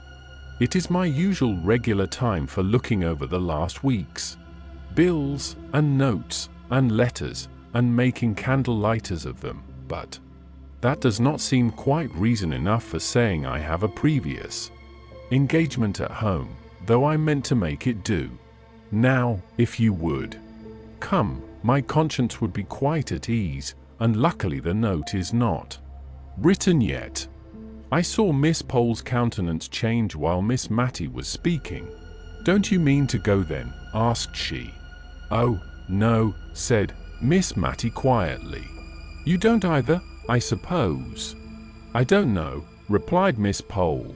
"Yes, I think I do," said she, rather briskly, and on seeing Miss Matty look surprised, she added, "You see, one would not like Mrs. Jameson to think that anything she could do or say was of consequence enough to give offense. It would be a kind of letting down of ourselves that I, for one, should not like. It would be too flattering to Mrs. Jameson if we allowed her to suppose that what she had said affected us a week, nay 10 days afterwards. Well, I suppose it is wrong to be hurt and annoyed so long about anything, and, perhaps, after all, she did not mean to vex us. But I must say, I could not have brought myself to say the things Mrs. Jameson did about our not calling. I really don't think I shall go." "Oh, come, Miss Matty, you must go. You know our friend Mrs. Jameson is much more phlegmatic than most people, and does not enter into the little delicacies of feeling which you possess in so remarkable a degree. I thought you possessed them, too, that day Mrs. Jameson called to tell us not to go," said Miss Matty innocently.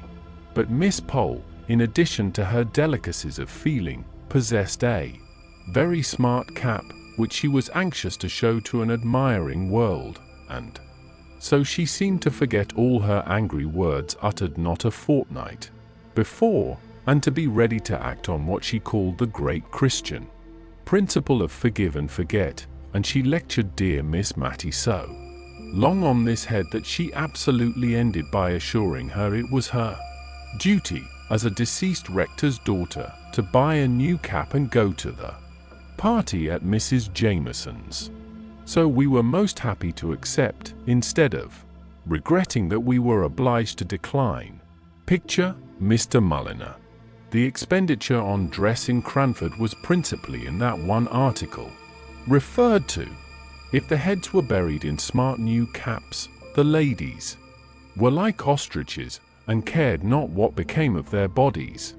Old gowns, white and venerable collars, any number of brooches, up and down, and everywhere, some with dogs' eyes painted in them, some that were like small picture frames with mausoleums and weeping willows neatly executed in hair inside, some, again, with miniatures of ladies and gentlemen sweetly smiling out of a nest of stiff muslin, old brooches for a permanent ornament, and new caps to suit the fashion of the day. The ladies of Cranford always dressed with chaste elegance and propriety, as Miss Barker once prettily expressed it, and with 3 new caps and a greater array of brooches than had ever been seen together at one time since Cranford was a town, did Mrs.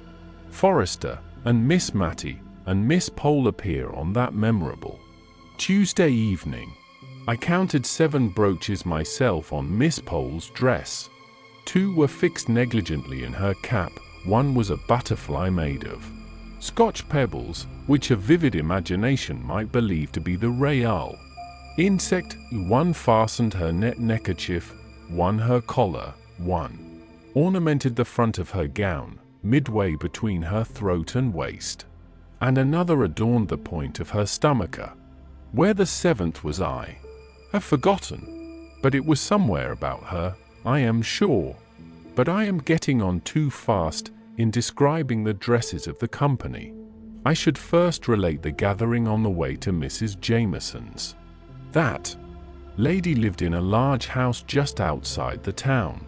A road which had known what it was to be a street ran right before the house, which opened out upon it without any intervening garden or court. Whatever the sun was about, he never shone on the front of that house. To be sure, the living rooms were at the back, looking on to a pleasant garden. The front windows only belonged to kitchens and housekeepers' rooms and pantries, and in one of them Mr. Mulliner was reported to sit.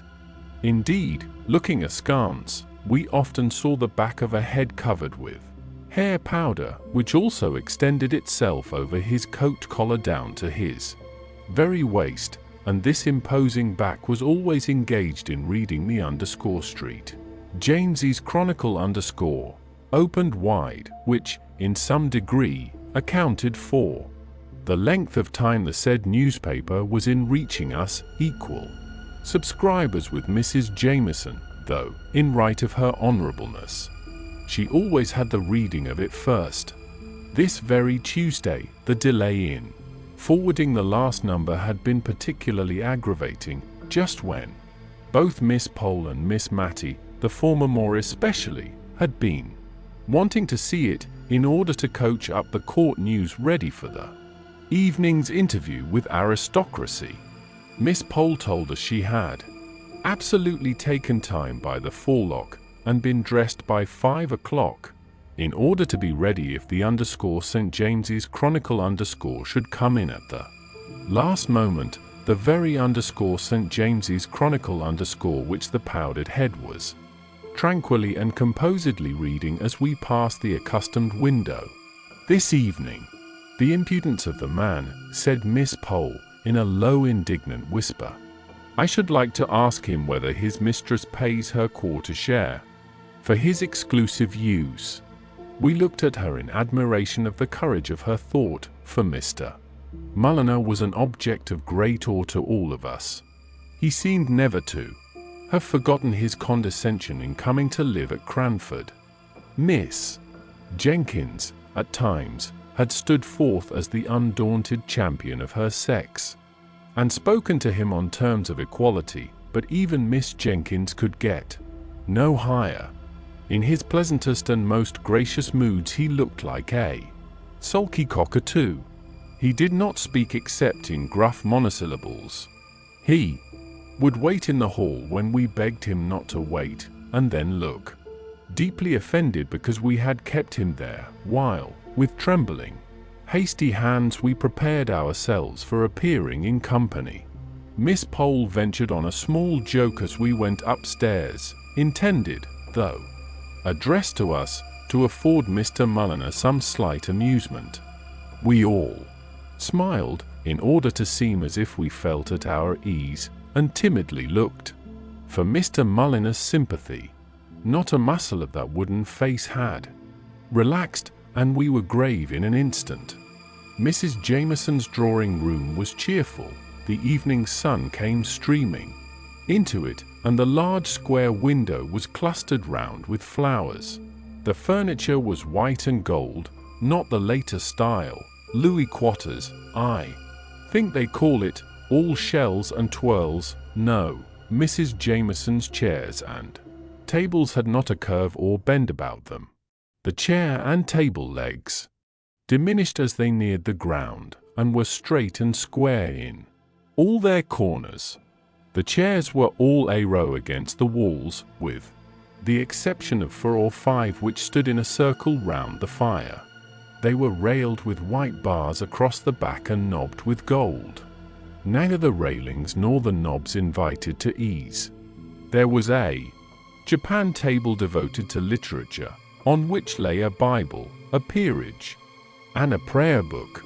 There was another square Pembroke table dedicated to the fine arts, on which were a kaleidoscope, conversation cards, puzzle cards tied together to an interminable length with faded pink satin ribbon, and a box painted in fond imitation of the drawings which decorate tea chests. Carlo lay on the worsted-worked rug, and ungraciously barked at us as we entered. Mrs. Jameson stood up, giving us each a torpid smile of welcome, and looking helplessly beyond us at Mr. Mulliner, as if she hoped he would place us in chairs, for, if he did not, she never could. I suppose he thought we could find our way to the circle round the fire, which reminded me of Stonehenge. I don't know why. Lady Glenmire came to the rescue of our hostess, and, somehow or other, we found ourselves for the first time placed agreeably, and not formally, in Mrs. Jameson's house. Lady Glenmire, now we had time to look at her, proved to be a bright little woman of middle age, who had been very pretty in the days of her youth, and who was even yet very pleasant looking. I saw Miss Polar praising her dress in the first 5 minutes, and I take her word when she said the next day, "My dear, £10 would have purchased every stitch she had on, lace and all."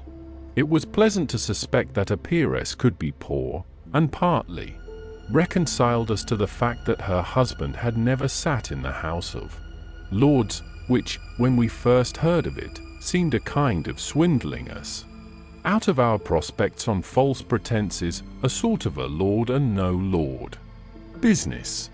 We were all very silent at first. We were thinking what we could talk about that should be high enough to interest my lady. There had been a rise in the price of sugar, which, as preserving time was near, was a piece of intelligence to all our housekeeping hearts, and would have been the natural topic if Lady Glenmire had not been by. But we were not sure if the peerage ate preserves, much less knew how they were made. At last, Miss Pole, who had always a great deal of courage and savoir faire, spoke to Lady Glenmire, who on her part had seemed just as much puzzled to know how to break the silence as we were. "Has your ladyship been to court lately?" asked she, and then gave a little glance round at us, half timid and half triumphant, as much as to say, "See how judiciously I have chosen a subject befitting the rank of the stranger." "I never was there in my life," said Lady Glenmire, with a broad Scotch accent, but in a very sweet voice. And then, as if she had been too abrupt, she added, "We very seldom went to London, only twice, in fact. During all my married life, and before I was married, my father had far too large a family. 5th daughter of Mr. Campbell was in all our minds, I am sure, to take us often from our home, even to Edinburgh. Yule. "Have been in Edinburgh, maybe," said she, suddenly brightening up with the hope of a common interest. We had none of us been there, but Miss Pole had an uncle who once had passed a night there, which was very pleasant. Mrs. Jameson, meanwhile, was absorbed in wonder why Mr. Mulliner did not bring the tea, and at length the wonder oozed out of her mouth. "I had better ring the bell, my dear, had not I?" said Lady Glenmire briskly. "No, I think not. Mulliner does not like to be hurried. We should have liked our tea, for we dined at an earlier hour than Mrs. Jameson. I suspect Mr. Mulliner had to finish the _St. James's Chronicle before he chose to trouble himself about tea. His mistress fidgeted and kept saying, 'I can't think why Mulliner does not bring tea. I can't think what he can be about.' And Lady Glenmire at last grew quite impatient, but it was a pretty kind of impatience, after all, and she rang the bell rather sharply, on receiving a half permission from her sister-in-law to do so. Mr. Mulliner appeared, in dignified surprise. "Oh," said Mrs. Jameson, "Lady Glenmire rang the bell. I believe it was for tea." In a few minutes tea was brought. Very delicate was the china, very old the plate, very thin the bread and butter, and very small the lumps of sugar. Sugar was evidently Mrs. Jameson's favorite economy. I question if the little filigree sugar tongs, made something like scissors, could have opened themselves wide enough to take up an honest, vulgar good-sized piece, and when I tried to seize 2 little minikin pieces at once, so as not to be detected in too many returns to the sugar basin, they absolutely dropped one, with a little sharp clatter, quite in a malicious and unnatural manner. But before this happened we had had a slight disappointment. In the little silver jug was cream, in the larger one was milk. As soon as Mr. Mulliner came in, Carlo began to beg, which was a thing our manners forbade us to do, though I am sure we were just as hungry, and Mrs. Jameson said she was certain we would excuse her if she gave her poor dumb Carlo his tea first. She accordingly mixed a saucerful for him, and put it down for him to lap.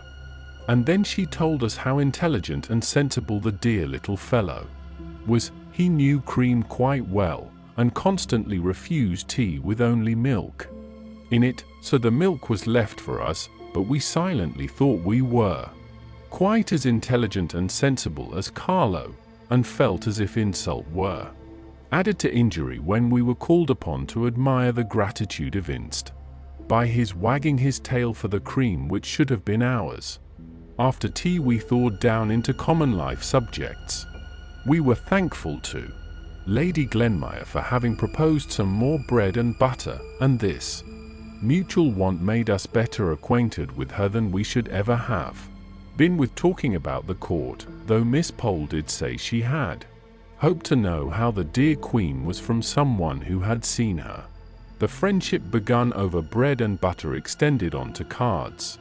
Lady Glenmire played preference to admiration, and was a complete authority as to ombre and quadrille. Even Miss Pole quite forgot to say my lady and your ladyship, and said basto. You have spadille, I believe, just as quietly as if we had never held the great Cranford Parliament on the subject of the proper mode of addressing a peeress, as a proof of how thoroughly we had forgotten that we were in the presence of one who might have sat down to tea with a coronet instead of a cap on her head. Mrs. Forrester related a curious little fact to Lady Glenmire, an anecdote known to the circle of her intimate friends, but of which even Mrs. Jameson was not aware. It related to some fine old lace, the sole relic of better days, which Lady Glenmire was admiring on Mrs. Forrester's collar. "Yes," said that lady, "such lace cannot be got now for either love or Money made by the nuns abroad, they tell me. They say that they can't make it now even there. But perhaps they can, now they've passed the Catholic Emancipation Bill. I should not wonder. But in the meantime, I treasure up my lace very much. I daren't even trust the washing of it to my maid, the little charity school girl I have named before, but who sounded well as my maid. I always wash it myself, and once it had a narrow escape. Of course, your ladyship knows that such lace must never be starched or ironed. Some people wash it in sugar and water,